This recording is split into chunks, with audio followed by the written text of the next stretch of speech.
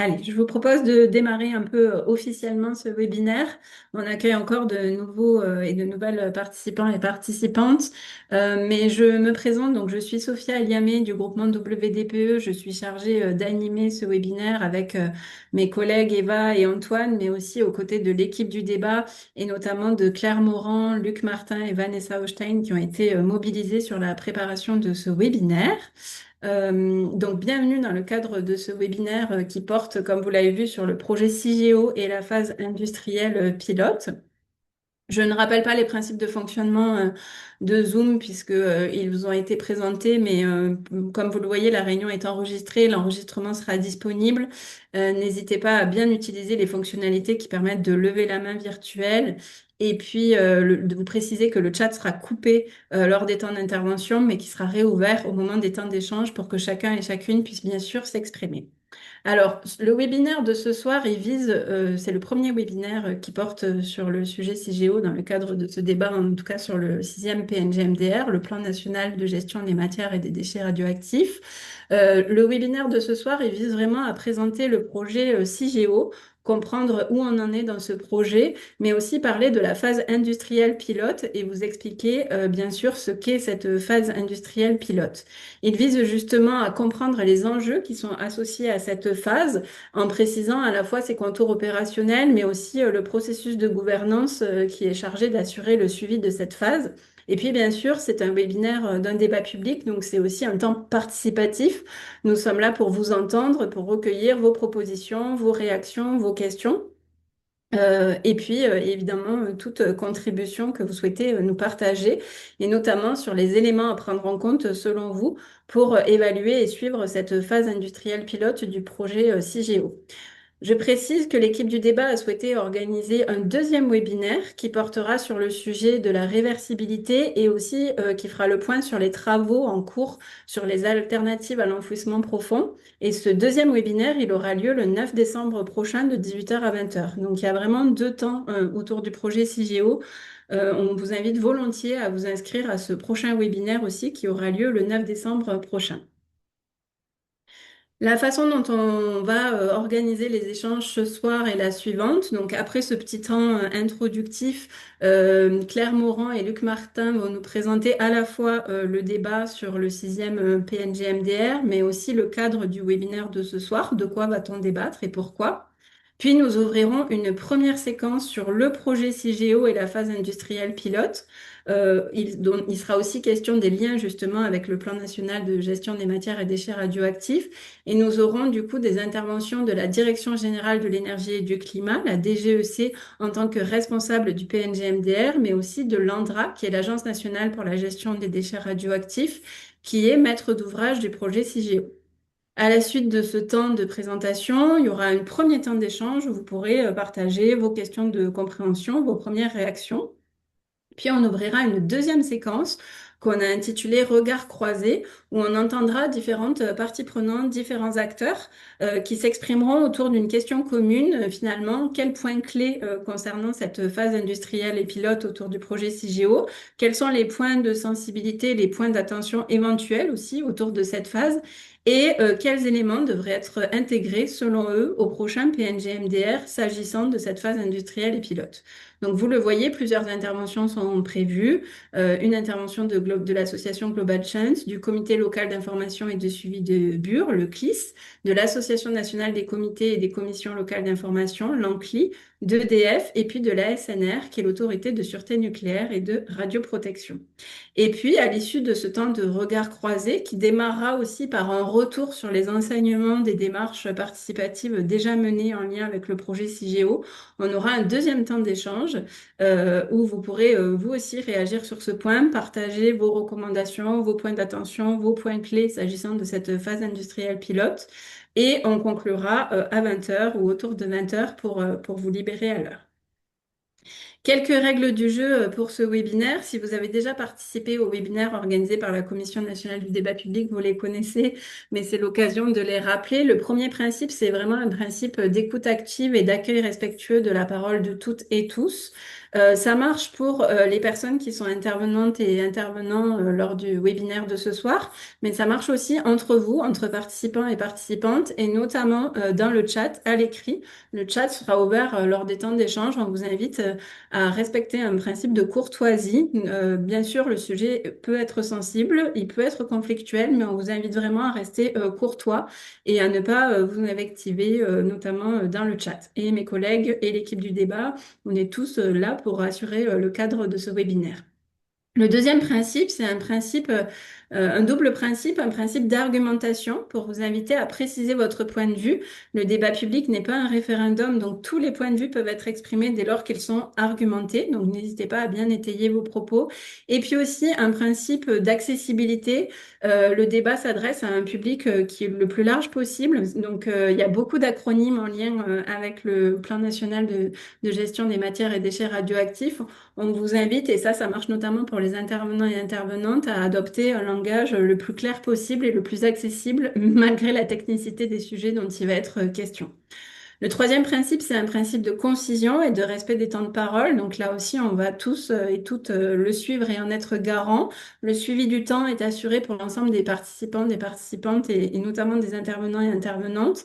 Et on vous invite à être concis, notamment dans les prises de parole, pour permettre au plus grand nombre de pouvoir s'exprimer. Un quatrième principe, c'est un principe de transparence et de traçabilité des échanges. Nous vous invitons à vous présenter lors de votre première prise de parole. Et puis, comme je l'ai déjà dit, l'enregistrement, tout comme le support de présentation, seront publiés sur le site du débat. Voilà, on est probablement nombreux et nombreuses ce soir. Donc, si vos questions sont restées sans réponse, n'hésitez pas à les déposer sur la plateforme participative. Et enfin, le dernier principe, qui est un principe très important pour la CNDP, c'est un principe d'inclusion. Donc, toutes les personnes sont légitimes à s'exprimer, quel que soit leur niveau de connaissance des sujets dont il va être question ce soir. Alors, on est nombreux, on ne peut pas faire de tour de table virtuel, mais on voulait quand même savoir un petit peu qui était présent et présente ce soir. Donc, voilà, on va vous poser trois questions qui vont apparaître à l'écran. Je vais inviter ma collègue Eva à lancer un petit sondage. Donc, la première question, c'est pour savoir un petit peu d'où vous venez, de quel coin de la France vous venez. La deuxième question, c'est à quel titre participez-vous ce soir? Est-ce que vous êtes une personne intéressée par les sujets? Est-ce que vous représentez une association? Est-ce que vous êtes étudiant, étudiante, chercheur ou enseignant? Il peut y avoir peut-être des membres du groupe citoyen, puisqu'un groupe citoyen a été mis en place sur ce débat public, professionnel du secteur énergétique, etc. N'hésitez pas à préciser. Et puis enfin, la dernière question, c'est pour savoir si vous avez déjà participé à un des webinaires du débat, pour savoir un petit peu si vous avez déjà suivi les échanges précédents. Encore une fois, il n'y a pas de mauvaise réponse. Tout le monde est bienvenu à ce webinaire. Je vais laisser quelques minutes pour pouvoir y répondre. Si vous ne le voyez pas, parce que pour X raisons, ce n'est pas grave, n'hésitez pas à nous laisser un petit mot dans le chat si vous le souhaitez. Il n'y a pas d'enjeu, c'est juste un petit brise-glace pour faire connaissance.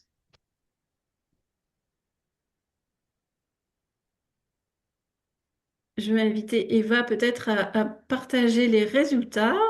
Vous êtes nombreux et nombreuses à vivre plutôt dans la région Île-de-France. Les régions sont assez représentées, sauf la région Outre-mer, mais on a des habitants de un peu partout.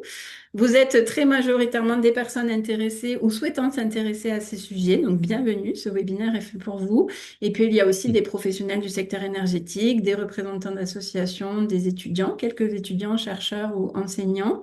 Une personne est élue aussi et des représentants de collectivités, d'administration. Et puis, pour la majorité, donc près de 80%, a déjà participé à un webinaire du débat, mais il y a quand même pas mal de participants pour qui c'est le premier. Donc, bienvenue à ce premier webinaire et c'est aussi fait pour vous.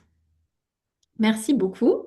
Donc, je vous propose de passer à la présentation du cadre du débat et du débat ce soir et peut-être d'entendre Monsieur Martin pour la présentation du PNGMDR, puis Claire Morand ensuite pour la présentation du cadre de la réunion de ce soir.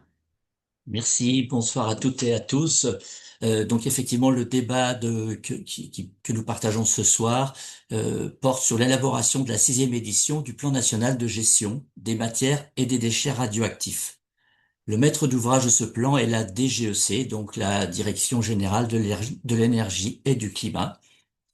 Ce débat auquel vous pouvez participer jusqu'à sa dernière minute se clôturera donc le 10 février 2026. Voilà, donc ce soir nous entamons une série de deux webinaires plus particulièrement centrés sur le projet du futur site Cigéo. Ce projet, s'il se réalise, permettra d'accueillir les déchets à haute activité et moyenne activité à vie longue. Certaines facettes ont déjà été abordées dans les webinaires précédents. Je rappellerai donc le 12 novembre, nous avons traité des coûts et du financement, donc notamment du projet Cigéo, bien sûr. Et le 4 novembre, nous avons évoqué les déchets stockés dans Cigéo et donc les notions d'inventaire qui étaient liées. Slide suivant, s'il vous plaît. Le diapo suivant, je pense que c'était pour Claire Morand Tout qui à va fait. présenter un petit peu le cadre du webinaire de ce soir. Voilà, tout à fait. Merci Luc. Bonsoir à tous. Donc ce soir, on vous propose de débattre autour du projet CIGEO. CIGEO, c'est un projet d'enfouissement profond, c'est-à-dire à 500 mètres de profondeur des déchets les plus radioactifs, donc les déchets de haute activité et de moyenne activité à vie longue. Si le projet CIGEO était autorisé, il commencerait par une phase dite phase industrielle pilote. Et de manière simplifiée, on peut comparer cette phase à une phase de démarrage progressif ou de mise en œuvre progressive du projet qui permettrait des tests et des vérifications. La mise en place de cette phase et l'exigence d'en réaliser un bilan avant toute poursuite du projet ont été intégrées à la suite du débat public de 2013 et le rapport du président de la CNDP à l'époque précisait que cette étape, il parle de la phase industrielle pilote, elle doit notamment permettre de garantir la capacité à maîtriser les risques, étant entendu que si cette démonstration ne pouvait être apportée, un retour en arrière soit possible. Et il indiquait aussi, ce n'est qu'à l'issue de cette étape que la décision de poursuivre la construction du stockage et de procéder à son exploitation courante pourrait être prise. Donc ce soir, nous parlons du projet CIGEO parce que c'est un projet qui connaît des actualités aujourd'hui. Et nous avons deux objectifs, hein, Sophia en a parlé. Donc le premier, c'est vraiment de présenter le projet, de dire où il en est, d'expliquer son actualité et aussi la façon dont la phase industrielle pilote est envisagée, de permettre au public de bien comprendre, de réagir suite à ces présentations. Et le deuxième objectif, c'est de faire intervenir différents acteurs sur les points clés et les points de vigilance qu'ils ont identifiés pour cette phase industrielle pilote et d'ouvrir le débat sur ce sujet. Donc, les échanges de ce soir, ils viendront nourrir les travaux sur les objectifs et critères de réussite de la phase industrielle pilote qui seront mis à jour dans le cadre de la 6e édition du PNGMDR. Avant de passer la parole aux différents intervenants, l'équipe du débat souhaite indiquer que certaines associations, à notre regret, hein, n'ont pas voulu participer au débat ou s'exprimer lors du webinaire de ce soir. Et pour nous, c'est un enseignement du débat, donc on le notera dans notre rapport.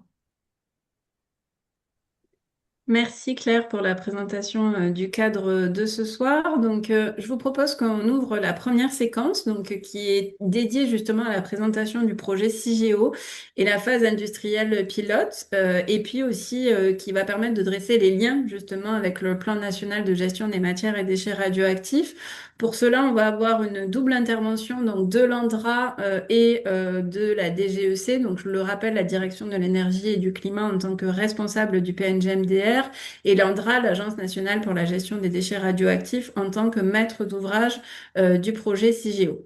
Je précise que des questions ont été identifiées préalablement par l'équipe du débat auquel la double présentation va permettre normalement de répondre. Donc les questions sont les suivantes. Je ne vais pas tous les lire, mais comme vous le voyez, elles portaient vraiment sur qu'est-ce que le projet CIGEO finalement, dans les grandes lignes, où se situe-t-il, en quoi consiste-t-il, où en est-on aussi dans ce projet, quelles sont les étapes déjà passées, quelles sont les étapes à venir, que prévoit le PNGMDR concernant ce projet. Et puis aussi, qu'est-ce que la phase industrielle et pilote? Comment va-t-elle se dérouler? Quelles sont les différentes étapes là aussi? Et qu'est-ce que la Direction générale de l'énergie et du climat attend de ce débat public pour nourrir le PNGMDR? Et puis, deux questions relatives au thème. Donc, tout cela va être décrit, mais au thème des objectifs, des critères de réussite qui sont proposés par l'ANDRA. Quels sont-ils et comment sont-ils définis et par qui? Donc, je propose de passer la parole à la Direction générale de l'énergie et du climat et à Monsieur Farin de l'ANDRA. N'hésitez pas à parler pour qu'on puisse bien activer vos caméras et vous mettre à l'écran. Moi, je suis connecté de mon côté. Sébastien Farin de Landra. Très bien. Est-ce que Monsieur Chrétien est là euh, ou est-ce que quelqu'un de la DGEC est là pour assurer la présentation? J'ai l'impression qu'un des intervenants a eu des difficultés de connexion. Je vois que d'autres personnes sont connectées côté DGEC. Est-ce que quelqu'un peut prendre la parole ou nous indiquer ce qu'il en est, s'il vous plaît?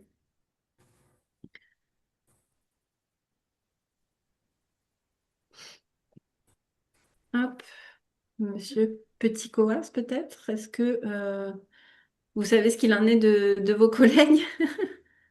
Alors, je suis en train de vérifier, effectivement, Monsieur Crétin devait assurer la présentation. Je suis en train de regarder Oui. avec lui pour le vérifier. À défaut, je pourrais le réaliser à sa place probablement. Je suis en train de ressortir également les transparences. Je ne sais plus, Sébastien, qui initiait la Et présentation. c'est vous qui commencez. C'est de notre Ok, côté. Ben, alors je crois que Voilà. Sinon, j'aurais euh, fait. excusez-nous pour ces problèmes techniques. Je crois que Antoine Chrétien se reconnecte. Donc, s'il nous entend, n'hésitez pas à tester vos micros pour voir si tout est OK. Sinon, pour pas perdre du temps, effectivement, Monsieur Petit-Coas, on vous invitera à démarrer. Mais je ne sais pas si Antoine nous entend. Sinon, je peux faire le propos à peu près. Ça revient au Ça même marche. absolu, hein, si vous voulez, hein. Il n'y a pas de difficulté et Super. pourra, pourra, pourra compléter Ben, si besoin. écoutez, oui, en effet, pour pas perdre trop de temps et si ça convient, je vous propose de lancer le diapo. On essaie de résoudre les difficultés techniques avec Monsieur Chrétien, mais volontiers, Monsieur Farin, si vous voulez vous lancer dans la présentation, on va partir pour 20 minutes et on va afficher un chrono dans ce cas-là. Désolée pour ces petits couacs techniques. On essaie de voir Monsieur Petit-Coas. N'hésitez pas à nous dire hein, si vous avez des nouvelles, voilà, à nous dire ce qu'il en Oui, est. je vous tiens au courant et à défaut, Sébastien, je te laisse initier et Parfait, j'interviendrai sur les slides suivantes qui nous reviennent, si Antoine n'était ça pas connecté. marche. Pas Merci. de Merci, difficulté. Monsieur Farin. Je peux passer les diapos et je vais inviter ma collègue à lancer le chrono du coup pour votre présentation d'une vingtaine de minutes. Très bien, donc effectivement, merci, bonsoir à tous. C'est une présentation normalement à deux voix et j'espère qu'on y arrivera. Et donc avec une alternance de diapositives qui sont plutôt portées par la DGEC et d'autres par l'ANDRA. Celle-ci était portée par la DGEC initialement, mais je peux rappeler que CIGEO, c'est le projet de stockage géologique profond français, qu'il a été initié dans le cadre de la loi de 1991, qui était une loi programmatique pour définir des recherches sur les options possibles pour gérer les déchets les plus radioactifs. Je vais y revenir dans quelques instants. Ça s'est notamment traduit par la création du laboratoire souterrain que nous avons implanté, de l'ANDRA que nous avons implanté en Meuse-Haute-Marne, pour d'abord regarder les caractéristiques géologiques du milieu dans lequel nous pensions pouvoir implanter un centre de stockage, puis ensuite regarder comment ce milieu réagissait à la création d'une installation souterraine et à la mise en place de déchets radioactifs. Suite à cette période d'investigation qui a duré une quinzaine d'années, qui a fait aussi l'objet d'études par le CEA d'autres possibilités, l'entreposage de longue durée et la séparation transmutation. Le CEA et l'ANDRA ont publié un bilan de faisabilité. L'ANDRA avait conclu à l'époque à la faisabilité d'un stockage en couche géologique profonde. L'autorité de sûreté nucléaire à l'époque et la Commission nationale d'évaluation avaient regardé les dossiers produits par le CEA et l'ANDRA. La SNR, dans son avis du 1er février 2006, avait conclu à la faisabilité, à la démonstration de la faisabilité d'un stockage géologique et qu'il fallait poursuivre. Et suite au débat public qui a eu lieu en 2005-2006, qui est venu apporter un certain nombre de compléments, notamment sur la réversibilité, le Parlement a retenu le stockage en couche géologique profonde comme solution de référence pour les déchets de haute activité, de moyenne activité à vie longue, qui sont les déchets les plus radioactifs, produits essentiellement par les activités qui sont liées à l'électronucléaire. Donc CIGEO, à ce titre, est un projet industriel qui est inédit parce qu'il a une très grande durée de conception, c'est une très grande durée devant lui, et il est strictement encadré par la loi, c'est ce qu'on va pouvoir montrer dans les prochaines diapositives. Alors pour présenter le projet que j'imagine beaucoup d'entre vous connaissent, CIGEO, stockage profond, c'est une installation nucléaire qui se compose d'une partie centrale, bien sûr, à environ 500 mètres de profondeur, dans un milieu argileux, une roche qui a des propriétés tout à fait compatibles avec ce que nous visons. Au fond, on a des tunnels qui sont horizontaux, à l'intérieur desquels on vient placer des colis de déchets pour pouvoir ensuite fermer l'ensemble. Je vais y revenir dans quelques instants. Et donc, ce sont ces deux installations que vous voyez apparaître en jaune et en mauve sur l'image. En surface, bien entendu, il y a un ensemble d'installations, deux installations qui sont reliées aux installations souterraines, soit par des descendries qu'on voit apparaître sur la gauche de ce schéma, ou par des puits pour directement au droit du stockage, pour pouvoir accueillir les déchets, gérer les déblais, gérer la ventilation, etc. Donc une installation qui est une installation assez importante, qui doit permettre de stocker l'ensemble des déchets HAMAVL qui sont produits par le parc nucléaire existant notamment.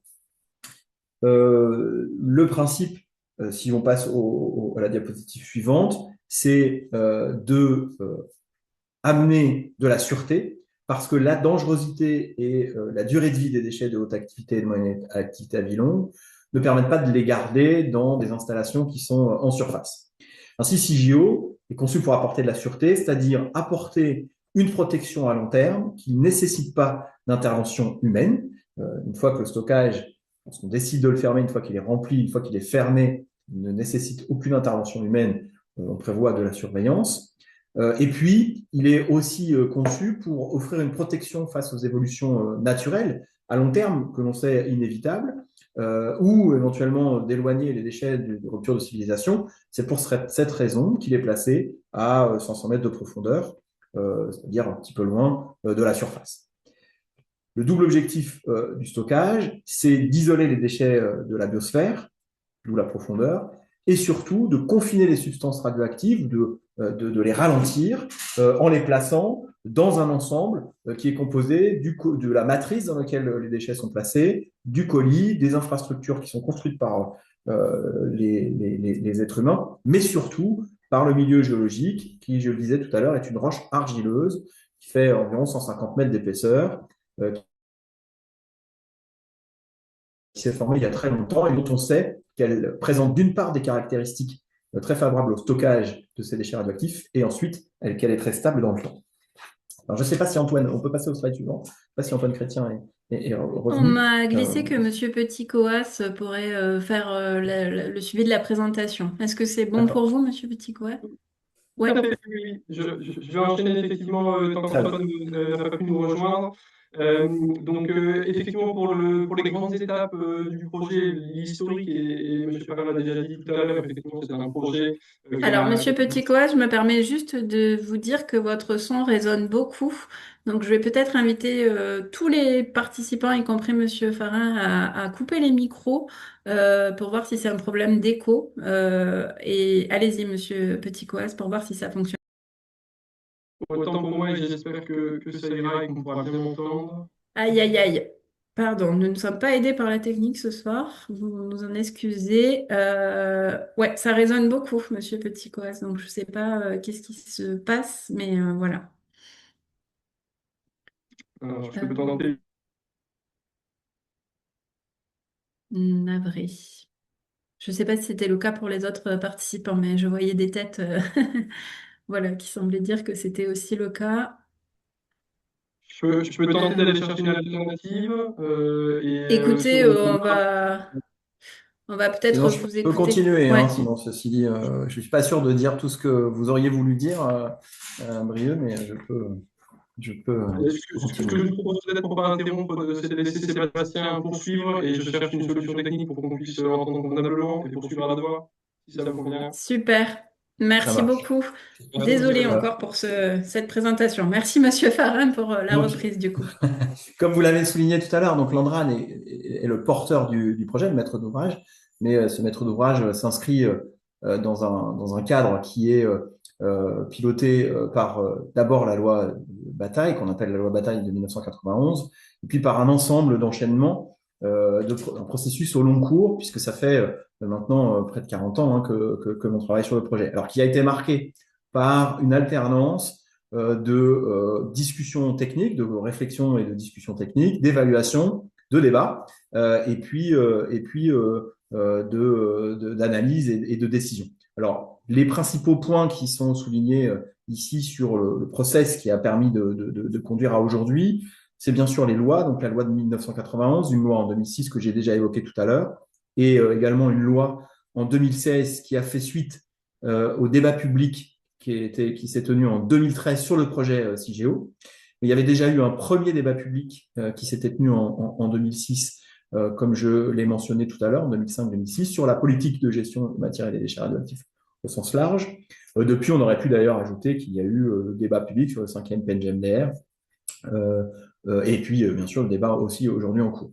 Dans le process qui nous a conduit jusqu'à aujourd'hui, après les études de faisabilité, l'Andra a fait les premières esquisses du centre de stockage qui ont servi de support au débat public. Puis ensuite, nous avons fait un dossier d'option de sûreté qui avait été remis aux autorités dans les années en 2016, à l'époque de la loi 2016. Et puis plus récemment, nous avons déposé un dossier de demande de déclaration d'utilité publique qui a été reconnu en 2022. Et puis, j'y reviendrai dans quelques instants, le dépôt de la demande d'autorisation de création en 2023. Et vous pouvez passer d'ailleurs à la slide suivante, ça fera la transition. C'est un aperçu de la timeline du processus qui marque comment CIGEO est construit. Donc après cette phase de conception initiale et le dépôt de la demande d'autorisation de création en 2023, on est rentré dans un premier cycle qui est celui de l'instruction de la demande d'autorisation de création. J'y reviens dans quelques instants, donc je ne m'arrête pas, et que c'est le processus dans lequel nous sommes actuellement. Si ce processus se déroule comme cela est prévu a priori, nous pourrions avoir le décret d'autorisation de création vers la fin de l'année 2027 et pourrait alors commencer la construction initiale de l'installation, puis à l'horizon 2050, le début du stockage de premiers colis de déchets radioactifs avec une exploitation qui, vous le voyez, va durer plusieurs dizaines, centaines d'années, puis ensuite une phase de fermeture, puis une phase de surveillance qui interviendra. Dans tout ce processus, que je ne vais pas détailler complètement, mais vous voyez qu'il est marqué par un certain nombre de rendez-vous, qui sont des rendez-vous techniques ou des rendez-vous même parlementaires, hein, puisque même à la fin, on sait d'ores et déjà qu'il y aura de nouveau un nouveau rendez-vous parlementaire. Il y a qui apparaît cette phase industrielle pilote, qui est un moment qui s'étend entre le début de la construction initiale jusqu'à quelques années d'exploitation du centre de stockage. J'y reviendrai aussi dans quelques instants. Si on regarde maintenant sur le slide suivant, s'il vous plaît, le processus dans lequel nous sommes aujourd'hui ancrés, simplement pour le rappeler, nous avons donc déposé la demande d'autorisation de création en janvier 2023. Depuis l'instruction technique par l'IRSN, l'ASN et les groupes permanents, et puis maintenant donc l'ASNR et les groupes permanents, c'est tenu. Elle était organisée en 3 phases. Ces 3 phases se sont terminées à l'été dernier. Et d'ici l'enquête publique qui doit arriver en 2026, nous aurons normalement très prochainement l'avis de l'autorité de sûreté nucléaire et de radioprotection sur cette instruction technique. Il a été mis en consultation et devrait être publié prochainement. Puis il y a un ensemble de consultations réglementaires qui sont prévues, bien sûr les collectivités territoriales, la Commission nationale d'évaluation, l'autorité environnementale, un certain nombre d'acteurs, dont le CLIS aussi, Benoît Jacquet est présent ici, qui seront amenés à se positionner. Et ensuite, après l'enquête publique, pour y avoir un décret d'autorisation, et puis une fois que le décret est publié, cela pourrait lancer la construction d'installations nucléaires de base qu'est CIGEO. Si on va sur le slide suivant, ça nous permettra d'entrer un tout petit peu plus précisément dans la phase industrielle pilote. Qu'est-ce que c'est que cette phase industrielle pilote? Comment va-t-elle se dérouler? Cette phase industrielle pilote, ça a été aussi mentionné tout à l'heure, elle est le fruit du débat public de 2013 qui s'est tenu sur le projet. À l'époque, l'ANDRA avait entendu et proposé dans les suites qu'elle a données au débat public d'introduire cette phase pour assurer la vérification pratique de la faisabilité industrielle du stockage géologique. En 2016, la loi avait retenu cette phase comme une phase qui concrétise la démarche progressive et prudente de construction de la mise en service de l'installation nucléaire de base. Depuis, les choses ont été progressivement précisées et dès 2017, dans un décret qui est associé au PNGMDR, les 3 objectifs majeurs qui sont fixés à cette phase industrielle pilote avaient été présentés. Il s'agissait d'être en capacité, je ne vais pas les lire dans l'ordre, de conforter la démonstration de sûreté qui a été faite par l'ANDRA, une fois qu'on serait dans les conditions réelles du stockage, d'atteindre progressivement une capacité industrielle, donc d'atteindre la cadence industrielle du stockage géologique. Et puis, c'est une notion importante qui a été imposée par la loi de 2006, de conforter la réversibilité de CIGEO, sujet sur lequel je vais revenir tout à l'heure en exemple pour vous donner concrètement un exemple. On peut passer au slide suivant, qui visait là, qui était pour vous montrer plus précisément comment ça va se passer. Cette phase industrielle pilote, l'ANDRA a proposé qu'elle commence dès le décret d'autorisation de création, donc finalement dès le lancement des travaux de construction. C'est cette période de construction initiale qui est la construction elle-même, et puis une fois que l'installation a été construite et équipée, de réaliser les premiers essais, mais sans colis de déchets radioactifs. Pour passer à la phase suivante, qui sera toujours dans la phase industrielle pilote, il faudra que l'ANDRA demande l'autorisation de mise en service de l'installation et dans le but de stocker des premiers colis de déchets radioactifs et de monter progressivement en puissance dans la cadence industrielle. Pour pouvoir faire cette opération, il faudra que l'autorité de sûreté nucléaire amène une autorisation de mise en service. Puis ensuite, dans le déroulement de la phase industrielle pilote, bien sûr, on testera le stockage de premiers colis et puis petit à petit, nous pourrons établir une exploitation plus industrielle de cette installation. Le but étant de pouvoir conclure sur cette phase industrielle pilote. Alors, il y a 2 autres points qui sont à noter, qui sont très importants. Le premier, qui est une spécificité de CIGEO, c'est que la mise en service initiale, la première, elle sera limitée à la phase industrielle pilote. C'est le code de l'environnement qui le précise. Ce qui veut dire que pour avoir l'autorisation de mettre en service complètement l'installation, il faudra que l'ANDRA en fasse une nouvelle demande et que l'autorité de sûreté nucléaire et de radioprotection se positionne une deuxième fois. C'est ce que nous voyons ici en vert sur le schéma. Et puis, autre spécificité de CIGEO, c'est que quand bien même l'installation aurait son décret d'autorisation de création, quand bien même elle aurait une autorisation d'être mise en service sur la phase industrielle pilote, il faudra que le Parlement se prononce sur les conditions de poursuite du stockage avant que ne puisse être délivrée cette autorisation de mise en service complète. Donc le Parlement interviendra pour préciser les conditions de poursuite sur la base d'un retour d'expérience que je vais vous présenter dans quelques instants. Vous pouvez passer au slide suivant. Alors là, je ne sais pas si monsieur... au niveau de la DGEC, ouais. Oui, Oui, voilà, en monsieur espérant... Farin, monsieur Petit-Coas, on vous entend mieux, je crois. Vous avez récupéré un casque. On vous écoute peut-être sur cette diapo-là. Et n'hésitez pas à me dire si jamais le son n'est pas bon. Merci beaucoup. Et désolé pour les difficultés logistiques. Donc, pour en venir maintenant à ce que prévoit le plan national de gestion des matières et des déchets radioactifs sur ces sujets, en particulier sur la phase industrielle pilote. Donc d'abord pour son édition en cours de mise en œuvre, le plan 2022-2026, les travaux prévus dans le PNGMDR concernent à la fois la poursuite du développement du projet CIGEO pour son premier volet, mais également, et en lien avec les grands objectifs qui ont été présentés tout à l'heure par Monsieur Farin, la nécessité de ne pas préempter les choix futurs et au travers notamment du maintien d'une dynamique de recherche sur les alternatives au stockage en couche géologique profonde.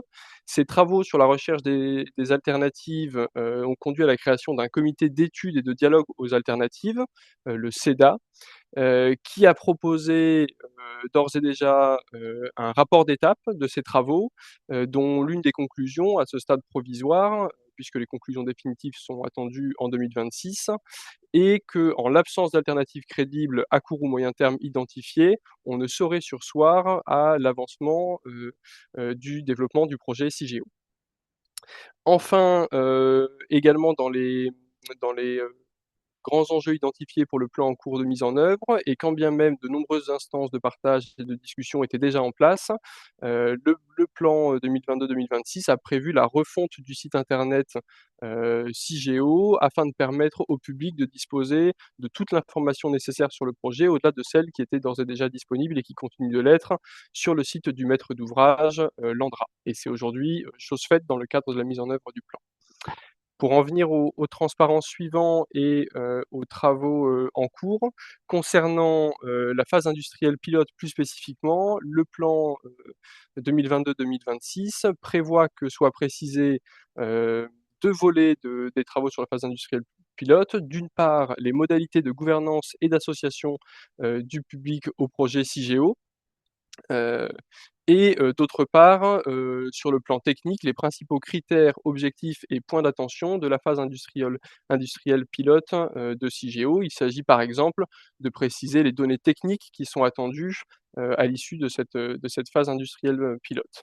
L'ensemble des travaux sur ces deux objets, gouvernance d'un côté et critères techniques de l'autre, ont fait l'objet de propositions de l'ANDRA qui ont été remises aux instances de gouvernance du plan et qui sont en cours d'instruction. Dans le cadre de la mise en œuvre, il est attendu que notamment la commission d'orientation du plan, qui réunit l'ensemble des parties prenantes et qu'on avait eu l'occasion de vous présenter dans des webinaires précédents, remette un avis sur la phase industrielle pilote, en particulier sur ses livrables, d'ici le milieu de l'année 2026. Pour en venir maintenant plus directement aux échanges de ce soir et aux attentes pour le débat public en cours, l'enjeu est qu'en parallèle des travaux qui se poursuivent et que j'ai présentés en lien avec les parties prenantes du plan, le débat public permette d'associer le public, au-delà des parties prenantes, à la définition de ces critères et enjeux, de sorte à ce qu'on puisse en tenir compte pour la définition des actions dans le prochain plan sur la période 2027-2031. Merci. Monsieur Farin, je vous Ouais, propose de de mon terminer côté, la présentation, peut-être en étant un peu plus concis pour rattraper on va être le petit retard qu'on a synthétique. pris. Merci Euh, beaucoup. pour simplement noter que pour pouvoir faire un bilan, il fallait savoir de quoi il fallait parler. Eu égard aux trois objectifs que j'ai présentés tout à l'heure, nous avons prélisté un certain nombre de sujets à l'endroit qui apparaissent ici. Nous avons discuté dans le cadre des différentes concertations que nous avons conduites, que ce soit très tôt, dès 2016, puis ensuite en 2021, puis en 2024. Nous avons listé un certain nombre de sujets que nous avons étoffés, qui sont des sujets qui sont à la fois techniques, mais qui sont bien sûr aussi industriels, qui sont relatifs à la sûreté, qui sont aussi relatifs à des aspects sociopolitiques, comme la gouvernance, qui a été mentionnée plusieurs fois, voire même des aspects économiques. Et donc, c'est l'ensemble de sujets sur lesquels l'ANDRA se propose, à la fin de la phase industrielle pilote, de faire un bilan, d'apporter des éléments pour que le Parlement puisse prendre sa décision. On peut passer au slide suivant. Si vous voulez aller en savoir plus, vous avez deux rapports qui sont à votre disposition, qui ont été publiés dans le cadre de l'action HANAVEL 6 du 5e PNGMDR, donc du plan qui est actuellement en cours de mise en œuvre. Ces deux documents, un organisé plutôt autour des questions techniques et un autre plutôt autour des questions relatives à la gouvernance, nous permettent de faire des propositions. Ce ne sont que des propositions, je le rappelle, de l'ANDRA pour ces objectifs et ces critères de réussite de la phase industrielle pilote. Alors, du point de vue technique, il y a les critères qui sont des critères qui sont bien sûr classiques dans une installation nucléaire, puis ensuite ceux qui sont spécifiques à CIGEO, qui sont liés bien entendu aux caractéristiques souterraines et à la question de la réversibilité de CIGEO. Je vais passer sur le dernier slide, ma dernière diapositive, très rapidement, pour vous donner comment ça se présente. Alors, rassurez-vous, je ne vais pas tout lire. Un exemple, par exemple, de ce rapport sur les volets techniques, conforter la réversibilité. Si on regarde les derniers points, démontrer la récupérabilité de stocker les déchets, c'est bien sûr un objectif important. Les critères de réussite, c'est d'avoir, dernière ligne aussi, les opérations de retrait de colis qui soient réalisées et qui soient un succès. Et puis le moyen, c'est d'avoir, c'est les deux dernières lignes que nous pouvons lire en plus petit, c'est bien sûr d'avoir un programme d'essai de récupérabilité et ensuite de mettre en œuvre ce que la loi prévoit aussi, c'est-à-dire des revues de réversibilité sur lesquelles nous aurons l'occasion un jour de revenir prochainement. Voilà, globalement pour représenter très rapidement, pour tenir compte du temps, comment nous prévoyons et comment nous avons proposé d'organiser les choses du côté de l'Andra. Il y a un dernier transparent pour la DGEC et nous aurons fait le tour de notre présentation. Oui, Oui, mais merci beaucoup Sébastien, et sur lequel je serai très rapide, simplement s'il pour vous donner plaît. de façon plus pragmatique les prochaines étapes qui sont attendues.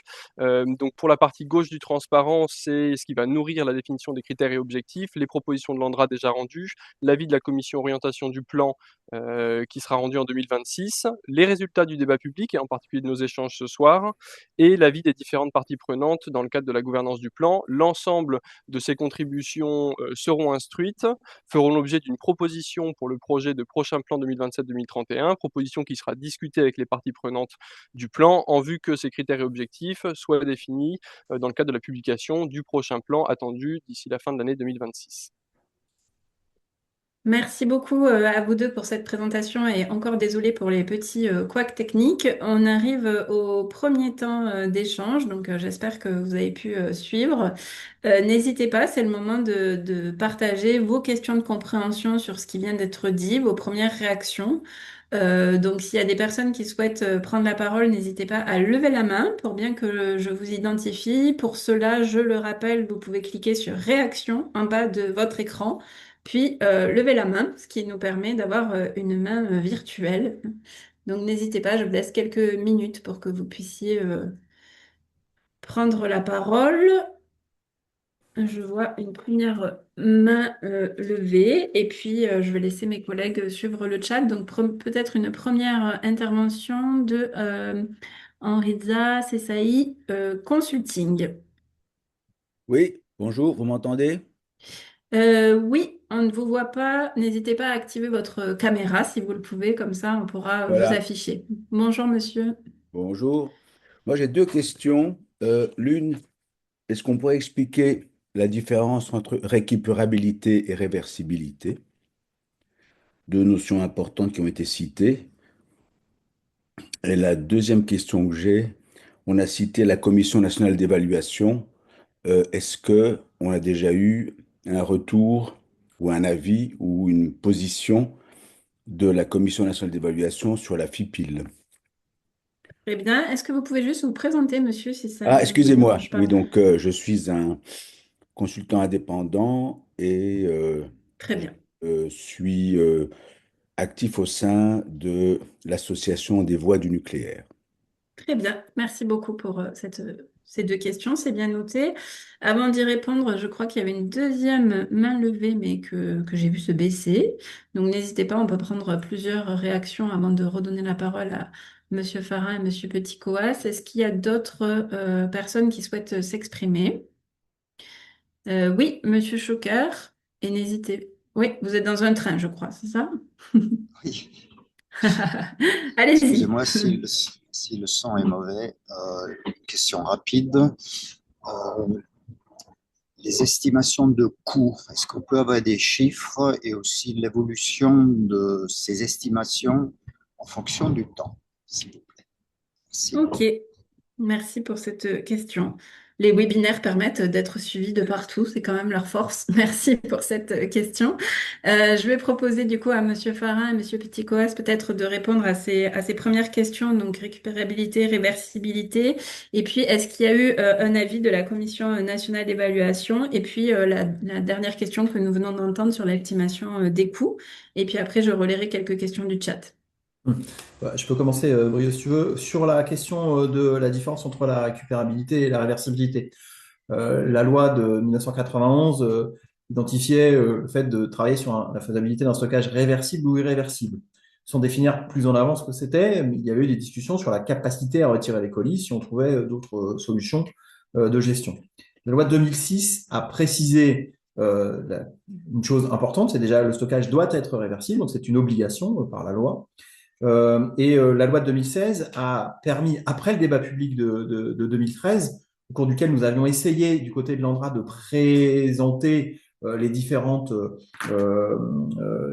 enjeux autour de la notion de réversibilité, la loi de 2016 a retenu ces éléments. Et donc la réversibilité, elle inclut la capacité du stockage d'être adaptable, il faut qu'on puisse s'adapter à des changements de politique énergétique notamment, sa flexibilité, on doit pouvoir s'adapter dans la logique de stockage des déchets selon un ordre prédéfini, éventuellement si cet ordre changeait. J'essaie de donner des exemples rapidement. Sur sa progressivité, vous avez vu que le stockage est quelque chose qui doit se dérouler dans des temps très longs. Et donc, il est évident qu'il faut avoir une capacité d'avancer pas à pas dans cette chose-là. La quatrième notion qui intervient dans la réversibilité, c'est la récupérabilité précisément, capacité à récupérer les déchets. Et ensuite, il y a une dernière composante à cette notion de réversibilité qui est la gouvernance. Comment on associe au niveau local, au niveau national, les parties prenantes dans la vie du stockage. Ça, c'est l'élément pour la récupérabilité et la réversibilité. Sur les rapports de la Commission nationale d'évaluation, plusieurs rapports de la Commission ont parlé de la phase industrielle pilote. J'ai plus en tête tous les éléments, mais si vous consultez les rapports de la Commission nationale d'évaluation qui sont en ligne sur son site Internet, vous trouverez notamment dans les rapports les plus récents des éléments relatifs à la phase industrielle pilote. Mais je te laisse peut-être compléter pour la question de l'estimation des coûts, ce que tu peux introduire, mais... Oui, alors je vais peut-être essayer de laisser la parole à Antoine Chrétien qui nous a rejoint, si ça fonctionne. Oui, Monsieur bonjour à tous. Chrétien. Oui, Bonjour, n'hésitez pas, on Oui. vous entend, n'hésitez pas à activer votre caméra pour qu'on puisse vous voir à l'écran si ça vous va. Alors j'essaie, mais j'ai un problème informatique, je vous avoue, Ok, qui ne me permet pas de pas souci, d'activer ma caméra, malheureusement. pas de Je- souci. Écoutez, on vous entend bien, n'hésitez pas à apporter des éléments de réponse du coup sur l'avis de la Commission nationale d'évaluation, l'estimation du coût, et j'espère que vous nous entendez bien. Allez-y. Oui, oui, très bien. Donc bonjour à tous. Je suis désolé pour ces soucis informatiques que j'essaie de régler. Je suis Antoine Chrétien, du coup, chargé de mission au sein de la Direction générale de l'énergie et du climat, sous l'autorité de Brieux-Petitcois qui est présent ce soir. Sur la Commission nationale d'évaluation, du coup, nous attendons un avis qui sera remis courant 2025 et donc d'ici la fin de l'année et qui pourra permettre à la commission d'orientation de se prononcer sur la phase industrielle pilote, sachant que cet avis sera comment dire, global et qui concernera l'ensemble de la déclaration de la demande d'autorisation de création de CIGEO, pardon, qui ne se focalisera pas uniquement sur la phase industrielle pilote, mais qui aura une grande partie dédiée à cette phase industrielle pilote. Et sur l'estimation des coûts, plus précisément du coup sur CIGEO, pour vous dire que l'ANDRA a remis en mai 2025, sous le contrôle de Sébastien, je pense que c'est bien ça, mai 2025. Le 12 mai, ouais. Voilà, le 12 mai, une nouvelle estimation du coût du projet CIGEO. Qui est publié sur le site internet de l'ANDRA pour celles et ceux qui s'intéressent. Voilà, dont l'estimation est rendue publique et qui est actuellement en cours d'instruction par la DGEC, qui sera amenée du coup à présenter un nouvel arrêté coût qui sera signé par le ministère en charge de l'énergie, donc qui devrait arriver normalement selon notre calendrier d'ici fin 2025, début 2026, pour actualiser les coûts liés au projet CIGEO. Et je me déconnecte, me reconnecte pour essayer d'activer cette caméra. Merci. Un peu Merci compliqué. pour cette... Oui, merci beaucoup, Monsieur Chrétien. On vous a bien entendu. Il y a une dernière main levée peut-être de Monsieur Weissrock et j'en profite pour inviter aussi les dames à s'exprimer. Principe d'inclusion de la CNDP, je ne l'ai pas rappelé, donc n'hésitez pas. Et puis il y a Monsieur Muller. Je crois que vous applaudissez, mais j'ai compris que c'était une main levée. Donc je vais prendre ces deux mains levées. Monsieur Weissrock, s'il vous plaît, et Monsieur Muller. Allez-y, Monsieur Weissrock. Bonsoir, donc Régis Weissrock pour les voies du nucléaire.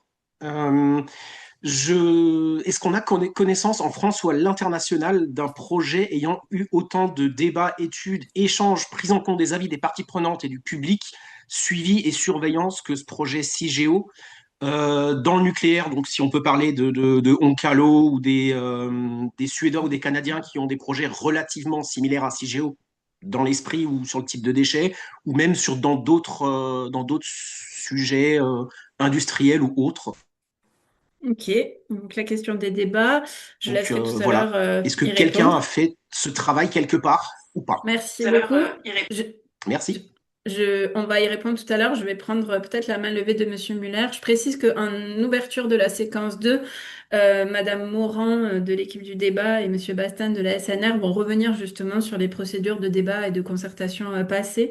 Donc, ils pourront vous apporter aussi des éléments à ce sujet. Mais en tout cas, on a bien noté cette première question. Monsieur Muller, est-ce que vous souhaitez prendre la parole? C'est ça? Votre micro est coupé, Monsieur Muller. On vous invite à le réactiver si vous le voulez bien. Merci.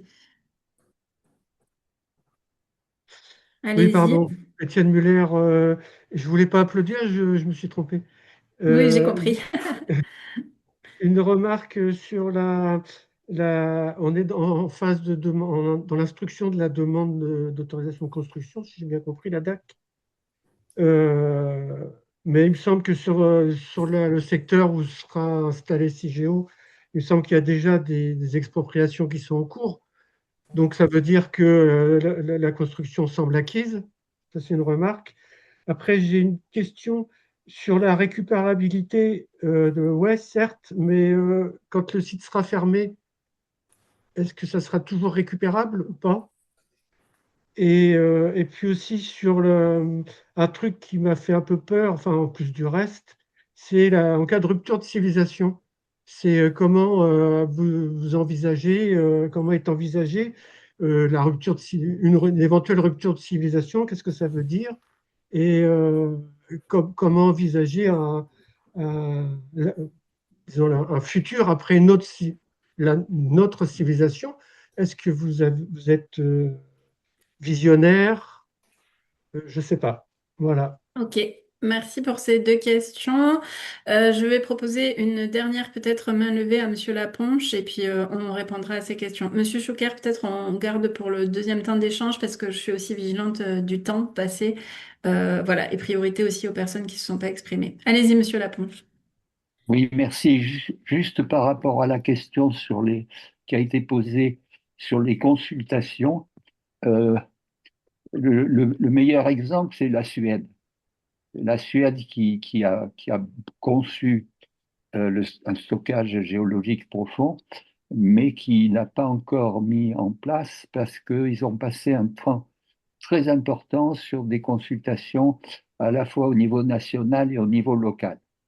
Donc, c'est l'exemple qu'on peut citer parce il y avait un projet réel d'enfouissement géologique et il y a eu énormément de consultations, de débats et donc actuellement ils ont choisi un site, mais il n'y a pas encore l'autorisation de d'avancer justement du fait de l'importance de toutes ces consultations nationales et locales. Voilà, c'est ça que je voulais. Merci.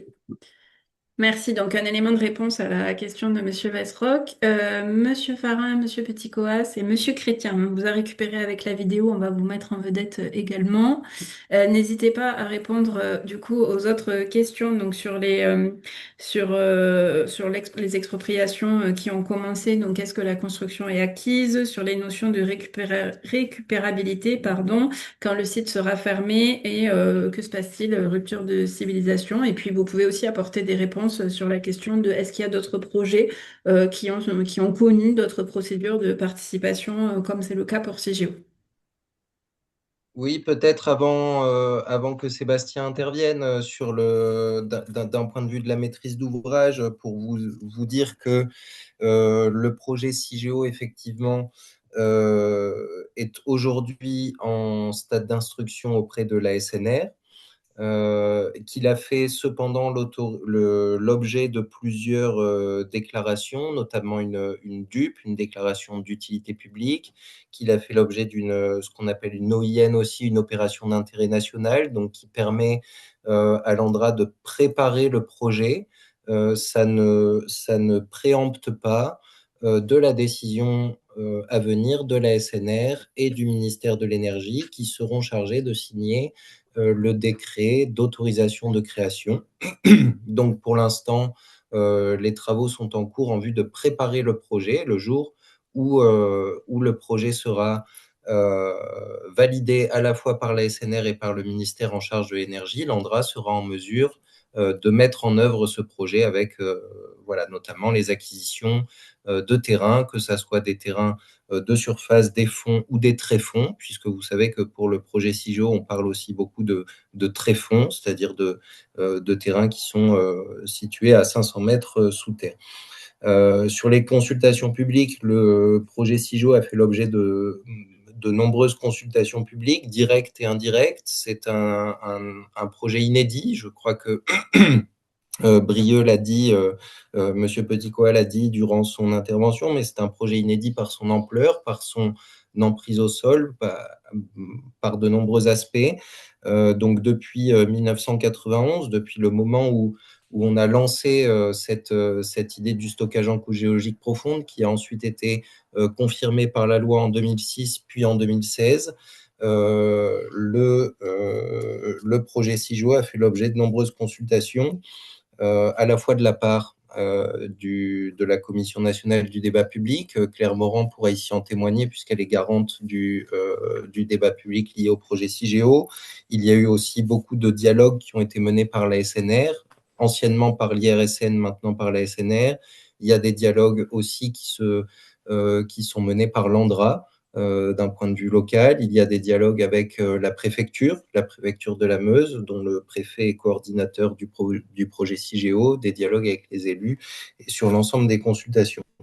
Je ne sais pas si j'ai répondu à toutes les questions. Et sur la récupérabilité, pourra-t-on Oui, c'est ça. encore, voilà, après la fermeture, je laisserai sur les impédients techniques répondre l'ANDRA, mais pour que chacun sache que la récupérabilité et la réversibilité sont des notions qui sont inscrites dans la loi et donc auxquelles l'ANDRA doit se soumettre, je vais dire, pour la bonne tenue du projet CIGEO. Il est inscrit la réversibilité pour 100 ans. Et donc, l'ANDRA doit proposer à l'ensemble des parties prenantes des configurations qui permettent de maintenir cette réversibilité pendant une centaine d'années. La réversibilité incluant, mais ce n'est pas le seul pilier, incluant entre autres la récupérabilité des colis qui doit être démontrée notamment pendant la phase industrielle pilote dont nous parlons ce soir. Merci. Monsieur Farin, peut-être un complément rapide. Pour compléter sur la question de la mise en débat sur les projets à l'international, et ce qu'il faut simplement noter, c'est que dans tous les pays qui sont confrontés à des déchets de haute activité, de moyenne activité à bilan ou des combustibles usés, selon qu'on fait ou non du retraitement, il y a des dispositions qui permettent d'organiser le débat tant au niveau local qu'au niveau national, parce que ce sont des projets, des types de projets qui nécessitent cette mise en débat à plusieurs niveaux. Et effectivement, la Ponche a parlé de la Suède, mais on aurait pu parler de la Finlande, ou effectivement d'autres pays qui réfléchissent à comment pouvoir avancer. Pour répondre sur la question de la récupérabilité et des ruptures de civilisation, d'ailleurs, parce que c'est un petit peu la même chose, ce qu'il faut rappeler, c'est pourquoi on veut faire un stockage géologique profond. Aujourd'hui, les déchets, ils sont placés dans des entrepôts par leurs producteurs ou leurs détenteurs. Ces entrepôts sont les installations humaines qui sont surveillées et qui nécessitent ce qu'on appelle des modes d'action de sûreté active. C'est-à-dire qu'il faut cette surveillance humaine, des contrôles réguliers, il faut suivre les installations. Compte tenu du danger des déchets et de leur très longue durée de vie, il est apparu qu'il était peu possible de dire il faut maintenir une action humaine sur des centaines de milliers d'années pour sécuriser ces déchets. Et donc, du coup, c'est pour ça que le stockage géologique intervient. Il est conçu, lui, pour permettre de placer les déchets. Et lorsqu'on en prend la décision, fermer le stockage pour qu'il n'y ait plus aucune action humaine qui soit nécessaire pour agir sur la sûreté. C'est ce que j'ai présenté tout à l'heure. Quand est-ce qu'on décide de fermer? On décide de fermer progressivement l'installation. Et puis, comme je l'ai dit aussi, si on veut définitivement fermer l'installation, il faudra que le Parlement se positionne. Alors, pour répondre clairement à la question, vous pouvez aller consulter l'échelle de récupérabilité et de réversibilité qui a été construite par l'Agence pour l'énergie nucléaire de l'OCDE en 2010, quelque chose. On pourra vous mettre éventuellement le lien si c'est possible, pour expliciter comment on avance de cette sûreté active à une sûreté plus passive, et donc comment on gère aussi la fermeture de l'installation.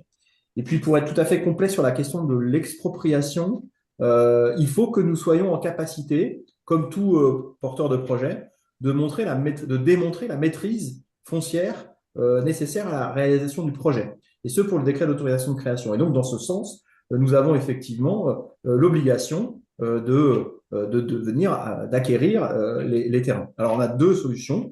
La première solution, et c'est celle qui a majoritairement fonctionné pour le cas de CIGEO, c'est les discussions à l'amiable, c'est-à-dire de recourir à des discussions avec les différents propriétaires et de trouver des accords. Ça a été fait pour une majeure partie, alors presque plus de 80% des terrains nécessaires. Et puis, dans certains cas, on a parlé de la déclaration d'utilité publique tout à l'heure, pour certains cas, et c'est très très limité, nous faisons recours à des expropriations pour des endroits où les propriétaires ne sont pas d'accord pour nous céder les terrains. En tous les cas, c'est un besoin de démonstration de la maîtrise des terrains qui sont nécessaires à la réalisation de CIGEO. Merci beaucoup pour ces éléments de réponse et merci aux participants et participantes d'avoir posé différentes questions. Je vous propose qu'on aille à la séquence 2 pour respecter les temps impartis. Donc la séquence 2 qui est un temps, j'espère que tout le monde voit bien mon diapo, de regard croisé où plusieurs questions ont été posées aux intervenants et aux intervenantes que nous allons entendre sur quels points clés, selon eux, sont à prendre en compte concernant la phase industrielle et pilote, quels éventuels points de sensibilité, points d'attention et quels éléments devraient être intégrés au prochain plan national de gestion des matières et déchets radioactifs.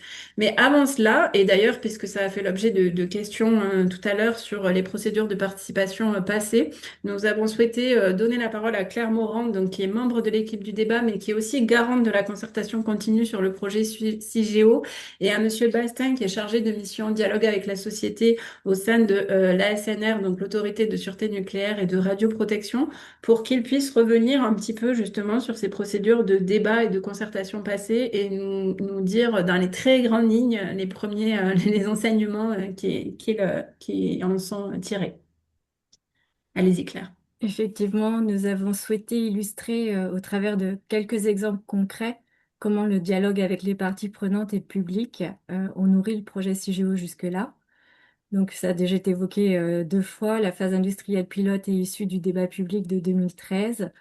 La conférence de citoyens qui s'est tenue en 2021 a permis d'alimenter la première édition du plan directeur d'exploitation de CIGEO. C'est un document synthétique qu'il est prévu de remettre régulièrement à jour et qui permet d'expliquer les enjeux du projet CIGEO et ses perspectives de déploiement s'il était autorisé. La concertation continue menée par l'ANDRA en 2021 et 2022 a permis d'ajouter 6 thèmes d'études à inclure dans l'évaluation de la phase industrielle pilote aux 9 thèmes qui étaient initialement proposés par l'ANDRA. Toutefois, la dizaine d'années qui s'est écoulée depuis le débat de 2013, elle ne se résume pas à ces quelques éléments. Les différentes temps de concertation étaient marquées par l'expression de divergences de fond sur le projet. Certains acteurs n'ont pas voulu s'inscrire dans le processus de participation puisqu'ils contestent le principe même du stockage géologique profond. Le débat public de 2019 sur le 5e PMGNDR a permis de réintégrer la question des alternatives à l'enfouissement profond, comme ça a été indiqué par Monsieur Petit-Coise tout à l'heure. Et pour en revenir au projet CIGEO, compte tenu de l'ampleur du projet et de sa durée, la CNDP a voulu rassembler dans un rapport la synthèse des questionnements qui sont portés par le public, d'où qu'ils viennent, depuis le débat de 2013. Ce rapport indique également où trouver des éclairages et des réponses apportées à ces questionnements. Et c'est une démarche de traçabilité des interrogations du public qui est très importante, puisqu'elle présente à la fois un enjeu de crédibilité du processus participatif. Elle permet de poser clairement les questions du public pour évaluer par la suite leur prise en compte. Et elle présente également un enjeu de mémoire, puisqu'elle permet de garder trace des sujets qui ont été mis en débat et de comprendre les lignes de partage qui restent d'actualité. Je vais maintenant laisser la parole à M. Bastin pour parler des dispositifs de dialogue engagés par la SNR. Merci beaucoup. Bonsoir à toutes et à tous. Donc là, cette présentation, en fait, elle va se limiter aux actions de dialogue mises en place par l'Autorité de sûreté nucléaire et de radioprotection tout au long de l'instruction de la demande d'autorisation de création de CIGEO. Donc elles sont nombreuses. Il faut rappeler que la SNR a à la fois une mission d'expertise et une mission de décision. Donc nous avons eu un premier temps au début de l'expertise, en particulier en associant la société civile à la rédaction des projets de saisine des équipes en charge de l'expertise. Ce temps est terminé. Il y a eu un deuxième temps sur le dialogue technique qui a eu lieu pendant l'expertise de la SNR, donc ce deuxième temps est aussi terminé. Et enfin, nous avons un troisième temps qui est plus en lien avec la décision qui concerne une consultation organisée sur le projet d'avis de la SNR. L'avis de la SNR, en fait, alimentera, il n'est pas encore publié, il va pas tarder à être publié, il alimentera l'enquête publique qui aura lieu en 2026 dans l'optique d'une éventuelle autorisation de création de CIGEO. Donc, nous avons donc un continuum de participation de la société civile à la fois sur l'expertise et la décision sur une durée de 3 ans. Diapositive suivante, s'il vous plaît. Alors, il s'agit de lieux de dialogue pluralistes qui impliquent une diversité d'acteurs de la société civile qui portent en fait sur des sujets scientifiques et techniques, en particulier la sûreté du centre de stockage. Ce ne sont pas des échanges qui portent sur l'opportunité ou non du projet. Ces dialogues ont un double objectif, c'est-à-dire que c'est un processus à la fois gagnant pour la société civile et pour la SNR. Le premier objectif est de rendre plus robuste l'expertise et la décision de la SNR en tenant compte des questionnements de la société civile. Et le deuxième objectif, en fait, c'est de permettre à la société civile de se forger sa propre opinion sur la sûreté du centre de stockage et ainsi participer au processus conduisant à la décision publique, comme il a été signalé lors de la prochaine enquête publique qui est prévue en 2006. Alors, deux éléments sur le deuxième temps, hein, sur l'ampleur du dialogue technique qui a eu lieu pendant l'expertise de la SNR. Ont été organisées 15 réunions plénières et ateliers en 30 mois et ont été recueillis environ 400 commentaires et questions de la société civile qui ont été intégrés par la SNR. Concernant le troisième temps, la consultation sur le projet d'avis de la SNR, en fait, il s'agit d'une consultation inédite dans le sens où elle va au-delà d'une consultation habituelle qui consiste à recueillir les avis, les contributions du public. En particulier, une journée a été organisée qui a permis aux différents participants de présenter directement leurs contributions, d'échanger directement à l'SNR, mais aussi d'échanger entre participants autour de leurs contributions. Donc les participants ont indiqué à la fin de cette journée qu'ils se sentaient prêts pour participer à l'enquête publique. Diapositive et dernière diapositive.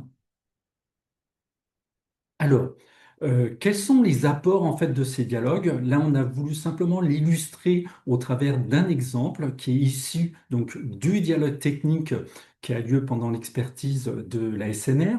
Le projet CIGEO en fait a à la fois des enjeux sociétaux et des enjeux techniques. Et là, c'est tout le sens de ces dialogues qui consistent en fait à rapprocher, à créer un lien entre ces enjeux sociétaux et ces enjeux techniques. Et c'est ce qui a été réalisé au travers d'un travail commun entre la société civile et la CNR pour co-construire un scénario. Ce qui a été important, ça a été de partir des préoccupations des participants de la société civile en termes de dangers et d'événements redoutés, c'est-à-dire quelles sont leurs inquiétudes. Et une approche participative et itérative a conduit à identifier 3 scénarios. Et ensuite, une réflexion collective s'est poursuivie pour choisir un scénario, en fait, qui est une rupture sociétale, c'est-à-dire c'est des bouleversements socio-économiques qui peuvent provoquer une perte de financement ou une perte de contrôle institutionnel qui va conduire à un arrêt de l'exploitation du stockage et à un abandon du site. Ce scénario, en fait, au contraire des deux autres scénarios, en fait, il ne figure pas dans le dossier de demande d'autorisation de création de l'ANDRA. Donc, il constitue une véritable plus-value, en particulier pour l'expertise de la SNR. La société civile et la SNR, en fait, ont défini des hypothèses de calcul, ce qui ont permis à la SNR de réaliser des modélisations supplémentaires. Donc là, je ne vais pas pouvoir rentrer dans le détail, mais ces calculs supplémentaires, en fait, ont conduit à une recommandation de la SNR qui a d'ailleurs fait l'objet d'un engagement pris par l'ANDRA, c'est-à-dire que l'ANDRA va étudier en fait ce scénario d'abandon qui n'avait pas été retenu initialement dans son dossier. Et en fait, en conclusion, en fait, on est parti en fait de questionnement de la société civile qui se demandait si on a un abandon du site de stockage, qu'est-ce qui se passe pour arriver en fait à une recommandation technique. Hein, donc ça montre bien, ça illustre bien cette interface entre société et science. Voilà, j'en ai terminé. Merci. Merci beaucoup à tous les deux pour cet éclairage préalable. Merci. Je vous propose maintenant du coup qu'on entende nos différents intervenants et intervenantes en commençant peut-être par Monsieur Laponche avec une question peut-être pour vous, Monsieur Laponche.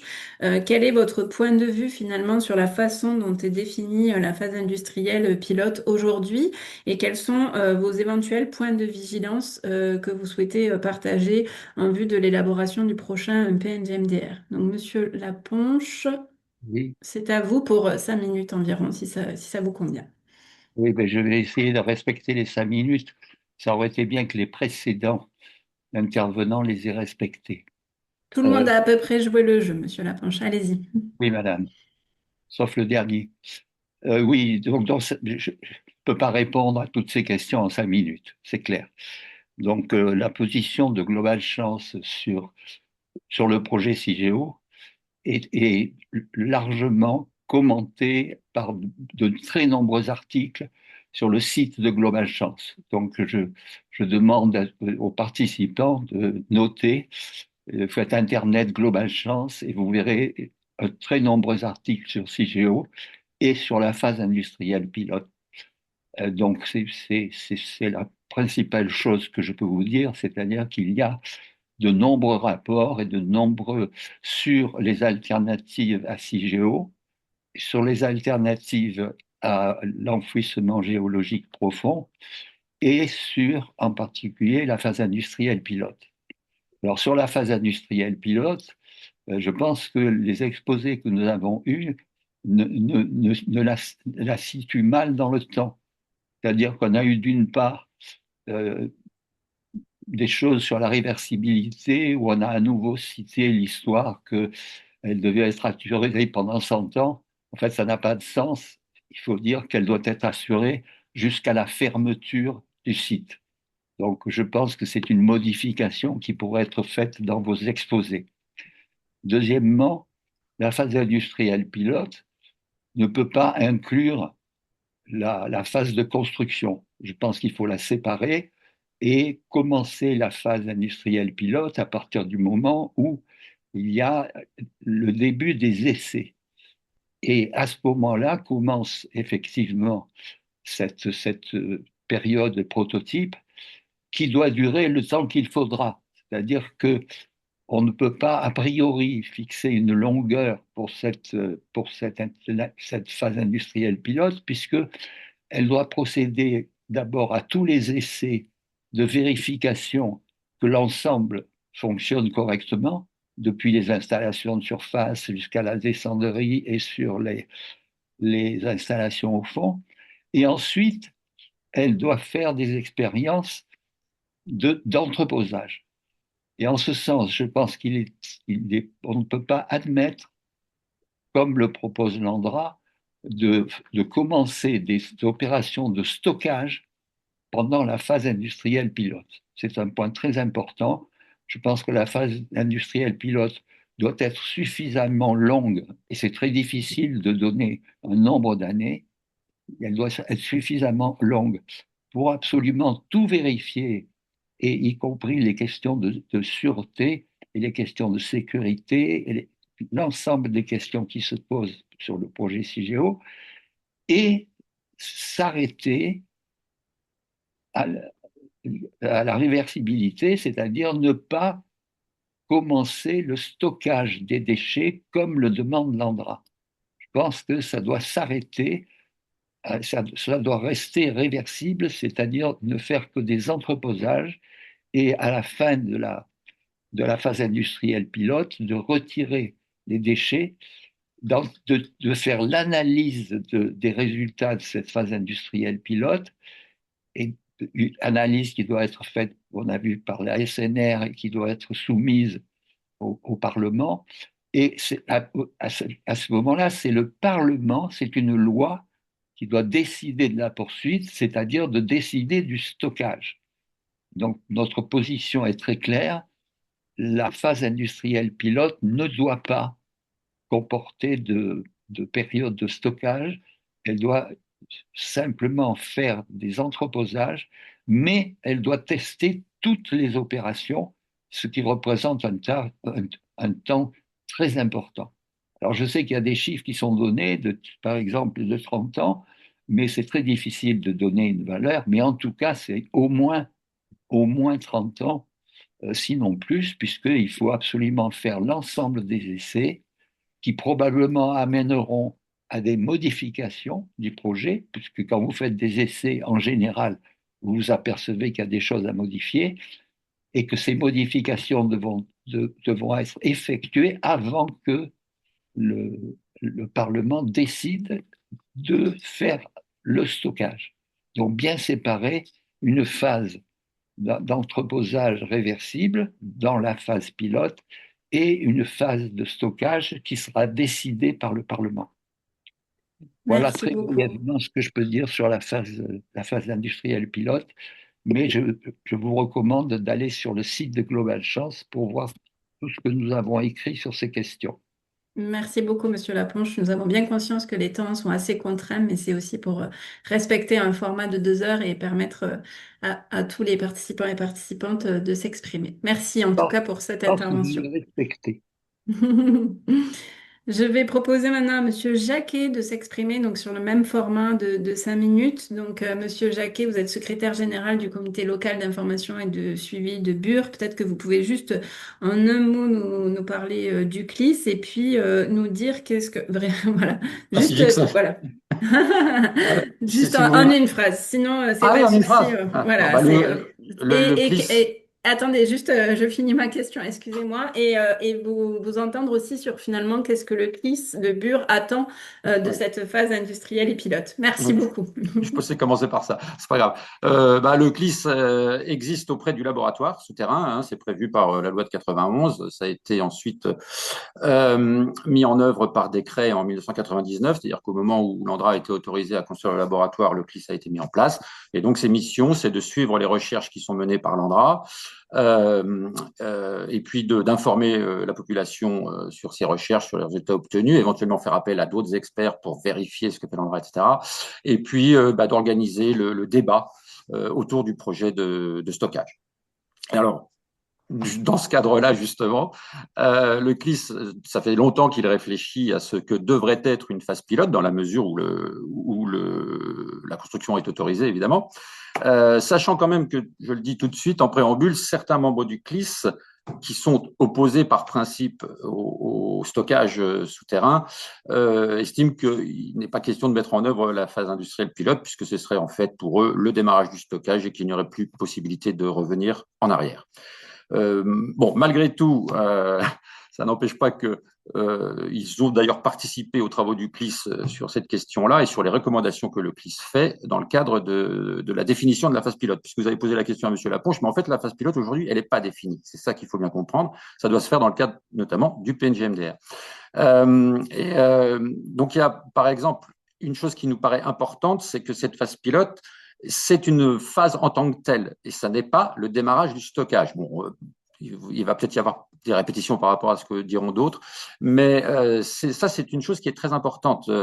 Le démarrage du stockage, c'est une fois que la phase pilote est terminée et que le Parlement a autorisé la poursuite, ou on ne sait pas, il l'autorisera peut-être pas, on ne sait pas.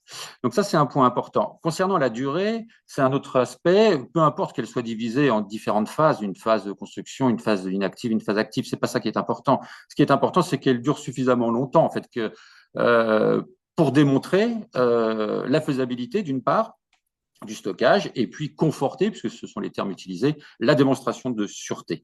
Et donc, il n'est pas question aujourd'hui de dire elle va durer 10 ans, 15 ans ou 20 ans, notamment la phase active. Ça, à mon avis, c'est pas possible. Il faut qu'elle dure suffisamment longtemps pour arriver à un résultat, quel qu'il soit. Donc ça, c'est une première chose. Il y a un point qui est important aussi, selon nous, c'est que l'architecture souterraine doit être là aussi limitée à la phase pilote, c'est-à-dire qu'il ne s'agit pas de construire des installations supplémentaires par rapport à ce qui est nécessaire pour mettre en œuvre le programme de recherche qui sera défini. Parce que c'est important, il faut que la phase pilote, il faut un programme de recherche, un programme de test. Alors, Monsieur Laponche en a énuméré quelques-uns, notamment tout ce qui est système de manutention des colis quand ils arrivent, de descente via un funiculaire dans la descendrie, de mise en place dans des alvéoles ou de retrait, puisqu'il faut tester la récupérabilité. Je ne vais pas m'étendre sur la question de la réversibilité parce qu'on ne peut pas tester la réversibilité pendant la phase pilote.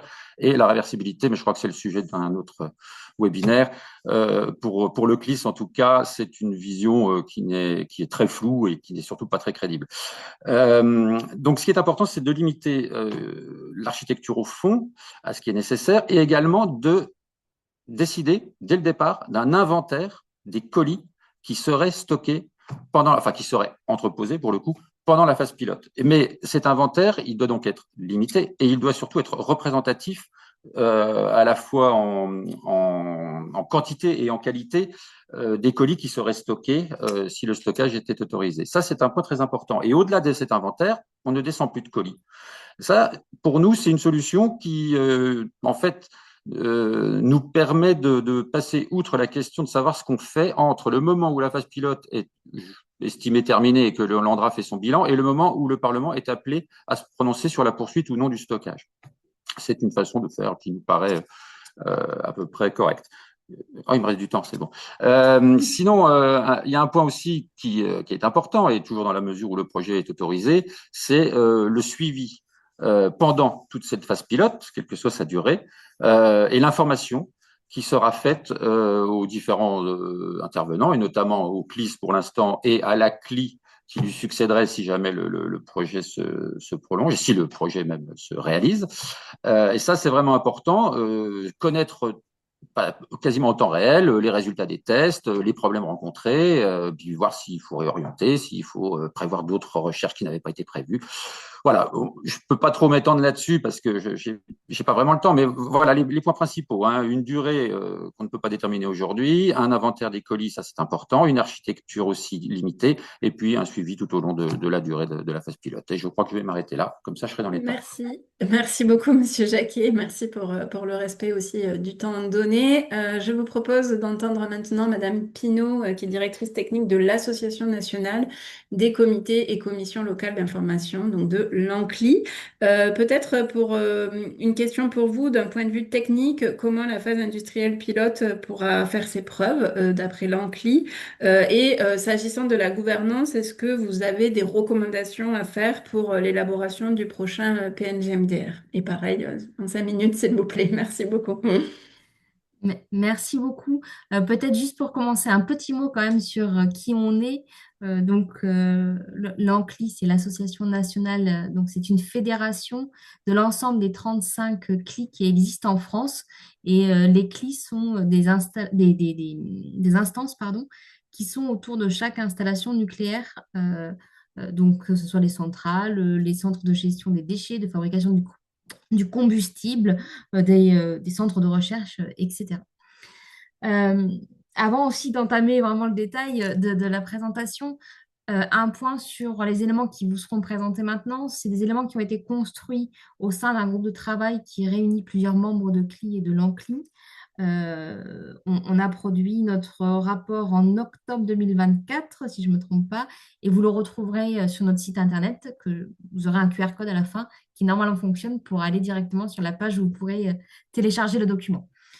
Donc en préambule et en introduction de cette présentation, un petit mot quand même sur les critères qu'on propose là ou que l'ANDRA a proposé dans ces deux rapports qui pour nous sont indissociables évidemment de la réussite et de la phase pilote et qui pourront être complétés par les exigences qui seront fixées dans le cas du décret d'autorisation si le projet est autorisé, mais je Je ne dirais pas si le projet est autorisé à chaque fois, mais évidemment, c'est si le projet est autorisé.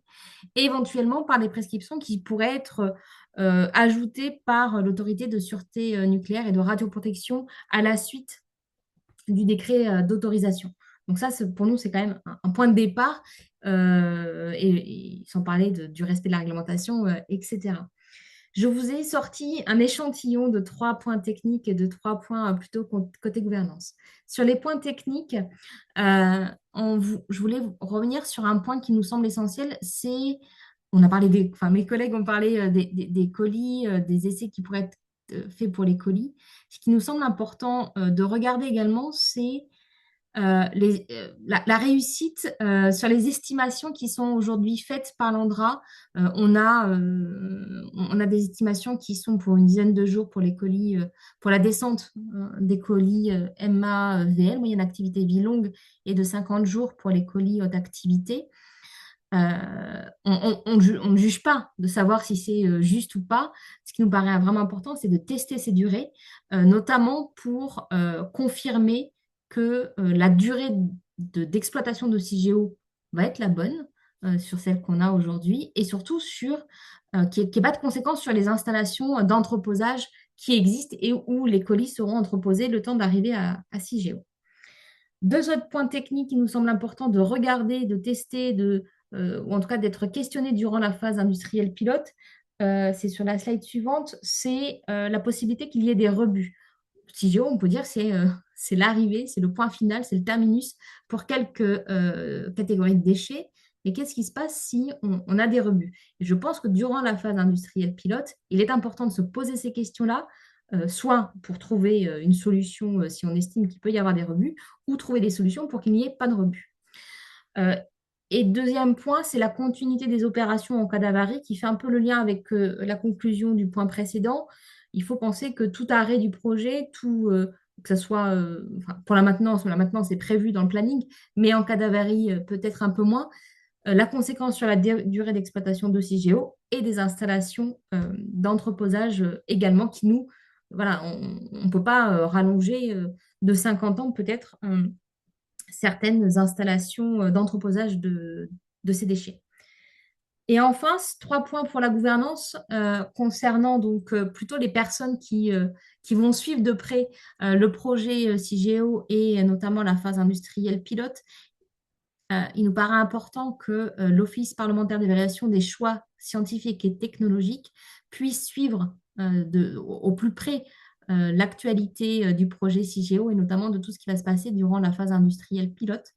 Et donc, on invite dans notre proposition à ce que l'Office parlementaire puisse constituer un groupe de travail de suivi et que ce groupe de travail alimente tout un corpus documentaire pour que les parlementaires de demain, d'après-demain, dans 30 ans, dans 40 ans, puissent prendre une décision la plus éclairée possible sur la poursuite ou non de CIGEO, la poursuite ou non, la poursuite mais, la poursuite avec, etc. Et puis enfin, d'autres instances, Benoît a parlé de la CLI, évidemment, et nous invitons également à ce que l'ANDRA puisse se présenter annuellement à la fois à l'Office, à la fois au Comité pour la transparence et l'information en matière de sûreté nucléaire et à la CLI, tous les bilans nécessaires qui seront utiles pour la prise de décision finale. Et enfin, vous avez sur la dernière slide, comme je l'ai promis, le QR code qui, j'espère, Oui, fonctionne. Vous me direz. je l'avais masqué, pardon, pour pas alourdir la présentation, mais dans ce cas-là, vous le mettrez peut-être. non, mais je voulais vous dire qu'elle sera mise en ligne sur le site Voilà. internet du débat dans Parfait. sa version complète. Là, c'était le diapo qui était projeté ce Ça soir au marche. webinaire, mais vous pourrez retrouver pour toutes et tous la présentation complète avec le QR code partagé par Madame Pinault dans la présentation qui sera mise en ligne dès demain sur le site du débat. Merci beaucoup, Madame Pinault, pour cette présentation et le respect des temps impartis. Je vous propose maintenant d'entendre Monsieur Lemonnier de Sagazon, donc qui est délégué direction ligne projet filière déchets au sein d'EDF, pour peut-être nous partager le point de vue industriel sur finalement les points clés à prendre en compte durant cette phase industrielle et pilote. Et même question que Monsieur Laponge, les points de vigilance éventuels, si vous souhaitez en partager. Bien, merci beaucoup. Alors, en préambule, je voudrais quand même rappeler, selon nous, la pertinence du projet CIGEO pour gérer les déchets à charge, de haute activité et de moyenne activité vie longue grâce au stockage, que c'est une solution qui est validée scientifiquement, qui fait l'objet d'un consensus international. On a parlé la reconnaissance par l'AIEA et Euratom. Un point, qu'a rappelé M. Farin, mais qui me semble important, hein, qui est la responsabilité vis-à-vis des générations futures, et notamment le fait de permettre de décharger les générations futures de toute gestion active de ces déchets que nous aurons produits. Voilà, et on pourrait rappeler également les recherches menées par l'ANDRA sur la qualité de la roche, et la migration des radionucléides qui montrent que les impacts sanitaires à long terme sont très inférieurs à la radioactivité naturelle. On a aussi des étapes significatives qui ont été franchies ces dernières années sur le projet, hein, le dépôt, la validation du dossier d'option de sûreté, la déclaration d'utilité publique qui a déjà été évoquée aussi, le dépôt de la demande d'autorisation de création, la remise du chiffrage à la DCHEC. Et puis, et ça va nous permettre d'en venir à la FIPIL. Voilà, rappeler que CIGEO a été encadré par 3 lois, a déjà fait l'objet de 2 débats publics, et que ces débats publics, ils ont contribué à retenir, à encadrer la solution du stockage géologique, et que ce processus démocratique, il est appelé à se poursuivre. Et ce sont eux qui ont amené à considérer donc une phase industrielle pilote. Et du coup, on peut passer au slide suivant, s'il vous plaît. Merci. Alors, il manque un bout sur le slide, visiblement. Ah mince. Pardon, je peux essayer de regarder la présentation initiale. C'est pas très grave, je vais. Ok, ça marche, merci. Je vais compléter à l'oral. Donc, les premières années d'exploitation de la phase industrielle pilote, hein, je vais l'appeler FIPIL après, feront l'objet d'un bilan qui sera présenté au Parlement, qui devra se positionner ensuite sur la poursuite du développement de l'installation. Rappelons d'abord qu'elle ne vise pas à démontrer, la FIPIL ne démontre pas la sûreté de CIGEO qui aura été acquise lors des autorisations précédentes de création puis d'exploitation, spécifiquement pour la période de la FIPIL, mais par contre, elle vise bien à conforter cette démonstration de sûreté et la capacité de récupérabilité, et le fait de conforter est rendu possible par des essais. Alors, dans le cadre d'une action du PNGMDR actuelle, EDF, Orano et le CEA ont précisé dans un avis les points d'attention que nous souhaitions mettre en avant sur ce sujet. Et vous avez là les 4 conclusions. Enfin, il en manque un petit bout, mais ce n'est pas très grave. Le premier point, c'est que compte tenu du temps long du projet, des modifications pourront éventuellement être apportées au projet en fonction du retour d'expérience, en fonction d'éventuelles avancées technologiques. Et nous, avec une vision industrielle, il importe que les critères de la phase industrielle pilote, ils n'obèrent pas la capacité de l'exploitant à faire évoluer son installation. Évidemment, ces évolutions étant encadrées par les règles qui régissent les modifications et donc par l'autorité de sûreté nucléaire et de radioprotection, comme pour chaque exploitant d'INB. Mais voilà, il faut avoir en tête cette possibilité d'évolution au regard des horizons de temps dont on parle. Ensuite, l'ANDRA propose que la FIPIL commence dès la délivrance du décret d'autorisation et s'achève avec la décision sur la mise en service complète. Nous sommes en phase avec cette approche et alors c'est le point qui manque, mais pour nous il est extrêmement important. On souligne qu'il est particulièrement important de ne pas interrompre le fonctionnement de l'installation pour garantir le maintien des compétences des équipes qui seront affectées à l'exploitation de CIGEO et aux chaînes d'ailleurs de désentreposage ou de transport. Bref, il faut une continuité jusqu'à la décision du Parlement qui sera ce que le Parlement décidera. On peut passer du coup au slide suivant. Oui, ça marche. Attendez, je vais repartager l'écran pour être sûr qu'on ait la présentation globale. C'est pas très grave, sinon. Voilà. Je commence. Là, c'est bon. Il nous apparaît important, c'est le troisième point, de faire la distinction entre, d'une part, des critères réglementaires qui imposent des obligations de résultat, et d'autre part, des critères de performance industrielle ou des critères de moyens, voilà, où on serait sur une obligation de moyens. Là, je donne l'exemple de la réalisation d'un REX, par exemple, c'est pas la même chose qu'une performance à atteindre chiffrée. Et puis, pour conclure, sur les aspects de gouvernance, il nous apparaît important de considérer 3 niveaux de gouvernance. Un niveau de gouvernance sociétale qui associe toutes les parties prenantes, un niveau de gouvernance stratégique qui associe l'ANDRA, la DGEC, les producteurs de déchets pour assurer la maîtrise des risques du projet et la performance de CIGEO, et puis un niveau de gouvernance opérationnelle mené par l'ANDRA, qui est maître d'ouvrage futur exploitant est donc responsable. C'est important pour nous parce qu'à titre d'exemple, il faut bien différencier dans la FIPIL ce qui relèverait de la gouvernance sociétale, de ce qui est la responsabilité opérationnelle de l'exploitant, c'est-à-dire de l'ONDRA. Chacun a ses contraintes, ses exigences et surtout son niveau de responsabilité. Merci beaucoup.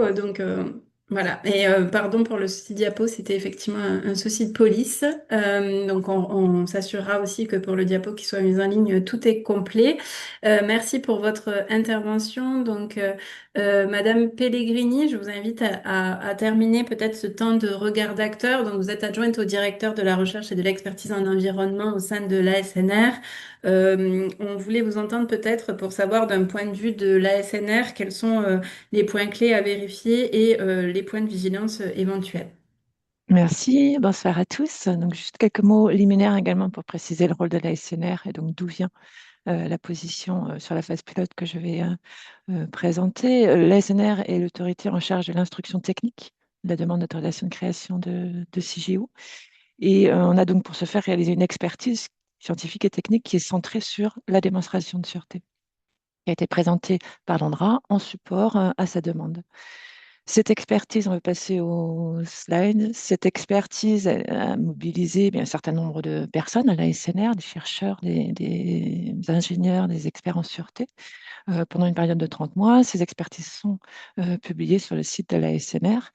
Et cette expertise a conclu que la démonstration de sûreté de CIGEO a atteint le niveau de maturité requis à ce stade, c'est-à-dire de demande d'autorisation de création, pour la plupart de ses composantes, et qu'il importe, selon nous, désormais, de compléter et consolider cette démonstration de sûreté pendant la phase industrielle pilote. Alors, cette conclusion est reprise dans le projet d'avis ASNR Global, dont Eric a parlé tout à l'heure, qui est en cours de finalisation, qui a fait l'objet d'une consultation récemment, qui est en cours de finalisation, qui devrait être publié avant la fin de cette année. Alors, qu'en est-il, selon l'ASNR, des points techniques clés pour la phase industrielle pilote de CIGEO? Eh bien, s'agissant des données de base de la démonstration de sûreté, c'est-à-dire les connaissances que l'ANDRA doit réunir pour fonder sa démonstration de sûreté, la phase pilote doit, selon nous, permettre de reconnaître la roche haute au-dessus de structures détectées dans le Trias, qui est une formation géologique en dessous de la roche haute du Calava oxfordien, au niveau du quartier d'alvéole pour prendre en charge les déchets dits HA, c'est-à-dire de haute activité, au nord de ce quartier. La phase pilote doit permettre également de déterminer les vitesses de corrosion des composants métalliques qui ont une fonction de sûreté dans ces alvéoles HA. Ce sont les deux points de vigilance que l'on a pour les connaissances à compléter pendant la phase industrielle pilote, outre bien sûr les confirmations qui sont attendues de la part de l'ANDRA, des caractéristiques de la roche haute, des autres caractéristiques et du comportement des ouvrages, etc. Pour la démonstration de sûreté en phase d'exploitation, c'est-à-dire pendant que les colis sont mis en alvéole de stockage, l'ASNR a identifié plusieurs points techniques majeurs qui sont la surveillance des portées des alvéoles des déchets moyenne activité VLANG, la maîtrise des risques d'explosion, là qui revient à la maîtrise de la concentration d'hydrogène dans les alvéoles de stockage des déchets, la maîtrise des risques d'incendie, et notamment compléter les dispositions de compartimentage et celles d'intervention, c'est-à-dire de lutte contre un incendie. Les essais de qualification, c'était évoqué tout à l'heure, doivent effectivement être réalisés pendant la phase pilote, comme pour tout démarrage d'installation nucléaire. Les procédés nucléaires de mise en place des colis et de récupérabilité doivent être testés. Les composants, les équipements, dont le génie civil, la ventilation et la surveillance, doivent l'être aussi. Deux autres points de vigilance pour la SNR, que sont l'organisation de l'exploitant, qui importe aussi pour garantir la sûreté, de même que la capacité de l'installation à fonctionner de façon sûre jusqu'à cadence industrielle. Et enfin, un dernier point technique clé qui concerne la sûreté après fermeture de l'installation, une fois que l'ensemble des colis sera mis en alvéole. Il concerne les ouvrages de scellement dont le caractère opérationnel et la performance hydraulique doivent être montrés pendant la phase industrielle pilote pour un certain type de scellement. Alors, s'agissant du déroulé de la phase industrielle pilote, et là, quelques propos vont faire écho à ce qui a été dit précédemment par les autres acteurs. Pour l'ASNR, en tout cas, il convient, s'agissant des critères de réussite, de les préciser. Enfin, le MONDRA doit les préciser en fonction, en cohérence avec le programme d'essai qui visera à compléter et consolider la démonstration de sûreté. Programme d'essai que l'ANDRA s'est engagé à préciser, avec un nombre de colis et un rythme de stockage qui doit être défini par rapport à ces essais qui sont amenés en actif. Sachant que le type de colis, nous avons considéré que le type de colis présélectionné par l'ANDRA au stade actuel est pertinent pour tester les différentes opérations de stockage et différents modes de stockage envisagés. Tous les colis doivent rester aisément récupérables durant cette phase. C'est la loi de 2016 qui le dit et ça fait écho à la notion d'entreposage dont a parlé Bernard Lapanche, c'est-à-dire que pendant cette phase pilote, s'il n'est pas question de venir fermer de façon définitive des alvéoles chargés ou de remblayer des galeries, par exemple. Pour ce qui concerne la durée de cette phase pilote, les 30 ans estimés par l'ANDRA nous paraissent plausibles, même s'il est vrai, comme cela a été dit, que c'est difficile de marquer dans le marbre dès maintenant. Et Madame enfin, Pellegrini, je vais vous inviter, voilà, à aller voilà, je rapidement sur dirais les juste un derniers points. dernier mot, je Merci. profite aussi des 20 dernières secondes comme les autres, qu'un point très sensible pour la sûreté sont les arrêts et les redémarrages des installations.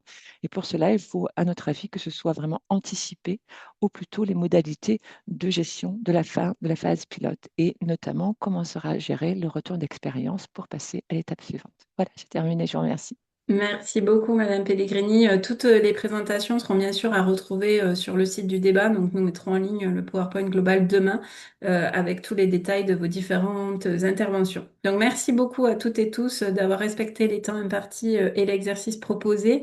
Je vous propose du coup qu'on ouvre le deuxième temps d'échange. Là, de la même manière que tout à l'heure, n'hésitez pas à partager vos mains levées, vos réactions. Nous allons aussi rouvrir le chat progressivement pour que vous puissiez y partager vos messages. Donc, s'il y a des personnes qui souhaitent s'exprimer, n'hésitez pas. Monsieur Chrétien, j'ai bien vu votre main levée, mais je vous propose qu'on la prenne tout à l'heure, peut-être en réaction pour avoir la priorité peut-être aux personnes. Voilà. Donc, n'hésitez pas. La parole est à vous, là, pour les 20 prochaines minutes. Donc, hop. Alors, monsieur Frédé, peut-être, de Sauvons le climat, c'est ça, une première intervention. N'hésitez pas à activer votre micro et votre caméra pour que nous puissions vous voir. Je crois que c'est activé, n'est-ce C'est pas? tout bon. Allez-y. Oui, oui.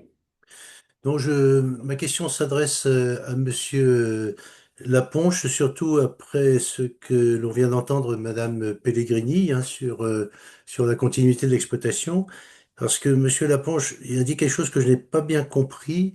Il a dit qu'il fallait se limiter pour la FIPIL à des expériences d'entreposage et ne pas aller jusqu'au stockage. Et ma question est la suivante.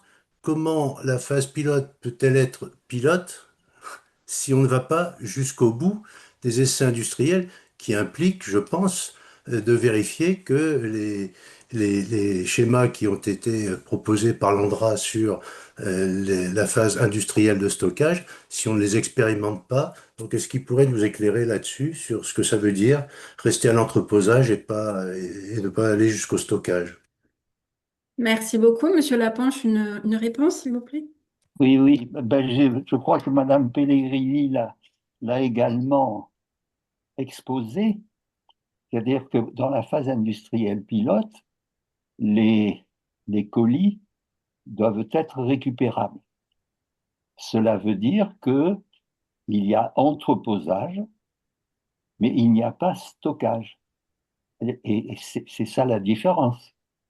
C'est-à-dire on teste les colis, on fait des expériences, on fait des essais, etc. Mais on ne fait pas de stockage. C'est-à-dire, le stockage, c'est à partir du moment où il n'y a plus facilement la réversibilité. Bah, Donc, je crois qu'on est tout à fait d'accord avec l'ASNR là-dessus. La phase industrielle pilote, il n'y a pas de stockage. Le stockage définitif, c'est après la décision du Parlement qui va dire, ben oui, la phase industrielle pilote euh, conduit à certaines modifications ou bien montre que tout est convenable. Et à partir de là, on peut stocker. Sur ce Voilà la point, différence. Je crois qu'on est d'accord là-dessus avec Madame Pellegrini. sur ce point, je vais peut-être laisser la parole à Monsieur Farin de l'Andra et Monsieur Chrétien qui ont également levé la main pour partager une réaction. Oui, juste très rapidement, si c'est possible de mon côté, simplement pour dire, je pense que ce qui est prévu par le Code de l'environnement est exactement ce que décrit M. Laponche, avec peut-être des vocabulaires différents. Pendant la phase industrielle pilote, on nous demande que les colis soient aisément récupérables, donc il n'est pas question de ne pas pouvoir les récupérer. Et c'est bien le Parlement, c'est bien ce qui est écrit dans le Code de l'environnement, hein. C'est l'article L542-10-1, c'est le Parlement qui décidera des conditions de poursuite du stockage. Voilà, je voulais juste apporter cette chose-là. On a l'impression qu'on diverge sur la vision des choses, mais je pense que M. Laponge explique exactement ce qui est prévu par le Code de l'environnement. Merci. Merci pour ce partage. Monsieur Chrétien, est-ce que vous souhaitez réagir là-dessus très rapidement? Oui, Ouais, très Serge. rapidement, mais pour rappeler deux points, évidemment, pour appuyer ce que vient de dire Sébastien Farin, effectivement, c'est que la phase industrielle pilote doit conduire à une décision du Parlement, et d'autre part, pour rappeler qu'on parle ce soir d'un objet qui n'est pas entièrement défini, puisque la phase industrielle pilote de Cigéo fait l'objet, aujourd'hui, ça a été dit par Brieux Petit-Coas, mais fait l'objet aujourd'hui d'une instruction de diverses instances, de la part de la SNR d'une part, et puis aussi au sein des instances de gouvernance du PNGMDR. Et pour le public qui ne serait pas familier, en une phrase, les instances de gouvernance du Plan national de gestion des matières et des déchets radioactifs regroupent différents acteurs, des industriels, des associations, des exploitants, des universitaires, etc., etc. Et chacun est amené à se prononcer sur différents enjeux du plan. En l'occurrence, la phase industrielle pilote de Cigéo fait l'objet aujourd'hui d'une instruction auprès de ce qu'on appelle la commission d'orientation du PNGMDR, et un avis est attendu pour début 2026 sur cette phase. Donc, on parle d'un objet qui est en cours de définition et dans Merci. lequel le débat public nous permettra d'avoir des éléments supplémentaires. Voilà. Merci beaucoup. Je vais prendre une main levée d'un internaute ou d'une internaute Cobert. Je ne sais pas si vous pouvez activer votre micro et votre caméra, voilà, pour qu'on puisse. Voilà, une internaute. Merci. Merci. J'ai posé une question dans le chat sur laquelle je n'étais pas sûre de la réponse qui m'a été apportée, donc je me permets de la reposer. Ma question concerne les capacités de stockage actuelles des déchets nucléaires. Je voulais savoir combien de temps est-ce que nos centrales nucléaires pouvaient continuer à fonctionner à capacité égale en prenant seulement les capacités de stockage des déchets actuels et sans du coup Cigéo. Et ma question a pour but de savoir si la date de début de Cigéo de stockage est repoussée de 2050 à 2060-2070, à quel point est-ce que ça pose problème? Merci. Merci beaucoup pour cette intervention. Et je vais proposer peut-être à Monsieur Muller de partager. Oui, tout à l'heure, j'étais inquiet sur une rupture sociétale. Là, j'entends le monsieur de l'EDF, j'ai oublié son nom, qui parle au fil du temps, alors je ne sais pas quel temps il parle, de l'évolution de l'installation. Je suis inquiet aussi à ce sujet-là. Est-ce que ça serait une évolution à la baisse? Euh, Est-ce que ça serait, cette évolution conduirait à une augmentation des coûts qui serait plus maîtrisée? Si on compare par exemple avec le PR de Flamanville qui était annoncé à je ne sais plus combien de milliards et puis qui a triplé en cours de route, je suis inquiet encore là, à ce sujet-là. Voilà, c'était juste une Merci. remarque plus qu'une question. Très bien. Le débat public est aussi l'occasion d'accueillir les différents points de vue et les différents avis. Merci. Une réponse peut-être sur la question des capacités. Je peux peut-être faire la réponse aux deux questions. Euh, Sur la première question, donc sur les capacités, en fait, Cigéo, il est destiné à accueillir l'ensemble des déchets qui sont produits et à produire dans le cadre de la durée de fonctionnement des réacteurs actuels. Donc ça ne change pas grand-chose. Les durées de fonctionnement, elles sont revues tous les 10 ans. Hein. Vous savez que c'est à partir d'un examen qui a lieu tous les 10 ans que l'autorité de sûreté nucléaire redonne une autorisation d'exploitation. Et actuellement, les tranches sont prévues d'aller entre 50 et 60 ans. Et les capacités CIGEO devaient prendre du retard, le début. Alors d'abord, au début, on n'y mettrait que des déchets MAVL, les déchets de haute activité, ils viennent à partir de 2080. Eh bien, il y a lieu de regarder l'impact sur les entreposages, et c'est un exercice qui est mené dans chaque PNGMDR. Ça fait partie de ce qui nous est demandé, et actuellement, il n'y a pas d'impact fort, un décalage de une dizaine d'années de CIGEO. Et sur la deuxième question, en espérant avoir bien répondu à la première, sur la deuxième question, dont j'ai déjà oublié la teneur. Ah oui, sur les modifications. Oui, alors d'abord, EDF n'est pas du tout en maîtrise d'ouvrage de CIGEO, donc c'est pas nous qui concevons CIGEO, c'est bien l'ANDRA, donc je me garderai bien de parler des modifications. Mon propos était juste de dire que, alors qu'on parle d'un démarrage d'installation en 2050, voilà, gardons-nous d'avoir une vision extrêmement figée vue de 2025, et nécessairement, il y aura peut-être des évolutions de CIVEO, et il faut en tenir compte pour ne pas figer dès maintenant des critères de FIPIL qui ne soient pas, sur lesquels on ne puisse pas évoluer en fonction de modifications qui auraient lieu dans l'installation. Mais ce n'est pas EDF qui porte les conceptions de CIGEO. Merci beaucoup pour ces éléments de réponse. Je me permets de relayer peut-être pour l'Indra deux questions qui ont été posées dans le chat. Pourquoi finalement la phase industrielle pilote débute dès la construction du projet CIGEO?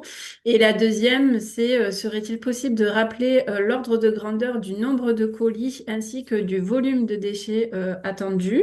Et la personne précise, pour compléter la question, peut-on préciser le volume nécessaire du stockage ou bien la surface du stockage, données complémentaires au volume des déchets eux-mêmes? Donc des questions, voilà, peut-être sur le calendrier et sur l'ordre de grandeur et Alors, le volume. Merci, Monsieur Farand.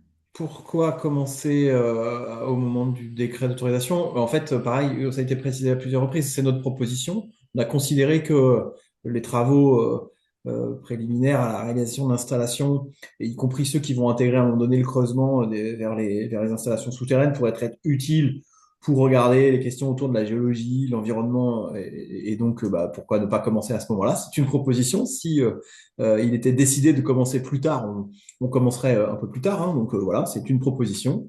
Ça, c'est la première chose. La deuxième chose, je voudrais apporter un petit complément par rapport à ce qui a été dit sur la question de la capacité de CIGEO. CIGEO est fait pour accueillir, comme ça a été dit par Henri Lemonnier de Sagazan, les déchets du parc qui fonctionne actuellement. Pour les déchets de haute activité dont on parle assez régulièrement, dans la phase industrielle pilote, il est prévu de mettre quelques-uns de ces déchets. L'essentiel des déchets de haute activité doivent refroidir pour pouvoir être pris en charge dans le stockage. Donc ça veut dire qu'ils n'arriveront, y compris ceux qui existent, qui sont produits actuellement, que dans des horizons de temps un peu plus lointains. Ça, c'est le premier point.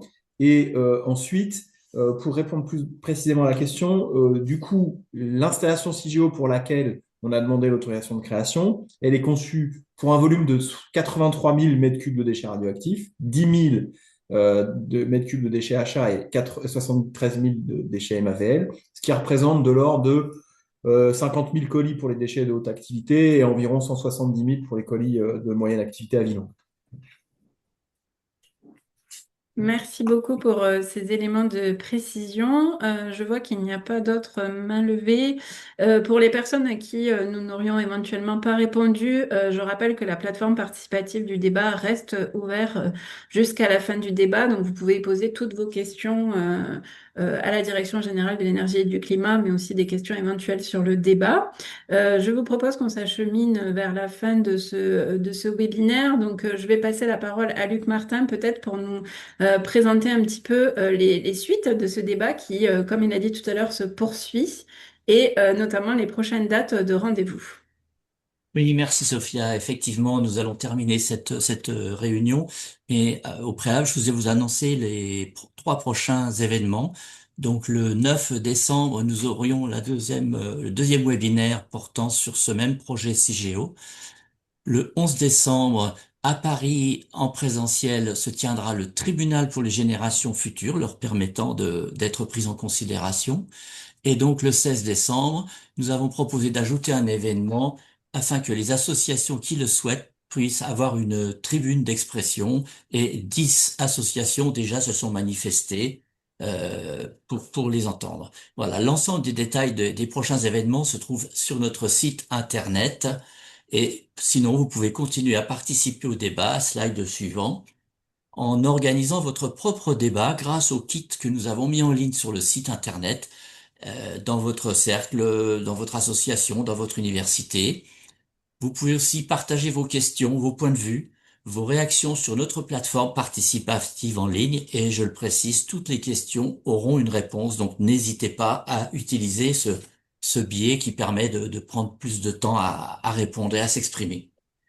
Pour les personnes morales, vous pouvez aussi rédiger un cahier d'acteurs qui sera mis en ligne spécifiquement sur le site internet et qui nourrira aussi notre réflexion pour le bilan qui sera établi à la fin. Voilà. Et puis, le groupe citoyen, donc une vingtaine de personnes qui ont fait l'effort de venir s'informer et de participer au débat. Donc, ces citoyens, leurs travaux sont aussi consultables sur le site internet. Je vous rappelle ci-dessous donc l'adresse du site internet, et je vous remercie toutes et tous de votre participation et vous dis donc à très bientôt le 9 décembre. Bonne soirée. Merci beaucoup à toutes et tous et merci pour votre participation. Encore une fois, n'hésitez pas à vous saisir de la plateforme participative pour partager vos questions, vos réactions. On vous retrouve pour les prochains rendez-vous et n'hésitez pas à vous inscrire dès à présent au prochain webinaire. Donc, il a été pas mal question de la réversibilité. Ce sera vraiment l'objectif d'approfondir ces sujets-là lors du prochain webinaire du 9 décembre. Merci à toutes et Parfait. tous pour votre Merci. participation et bonne soirée. Au revoir à Merci à toutes et vous. tous. Merci. Au Au revoir. revoir. Tiens, au revoir. Au revoir, merci beaucoup.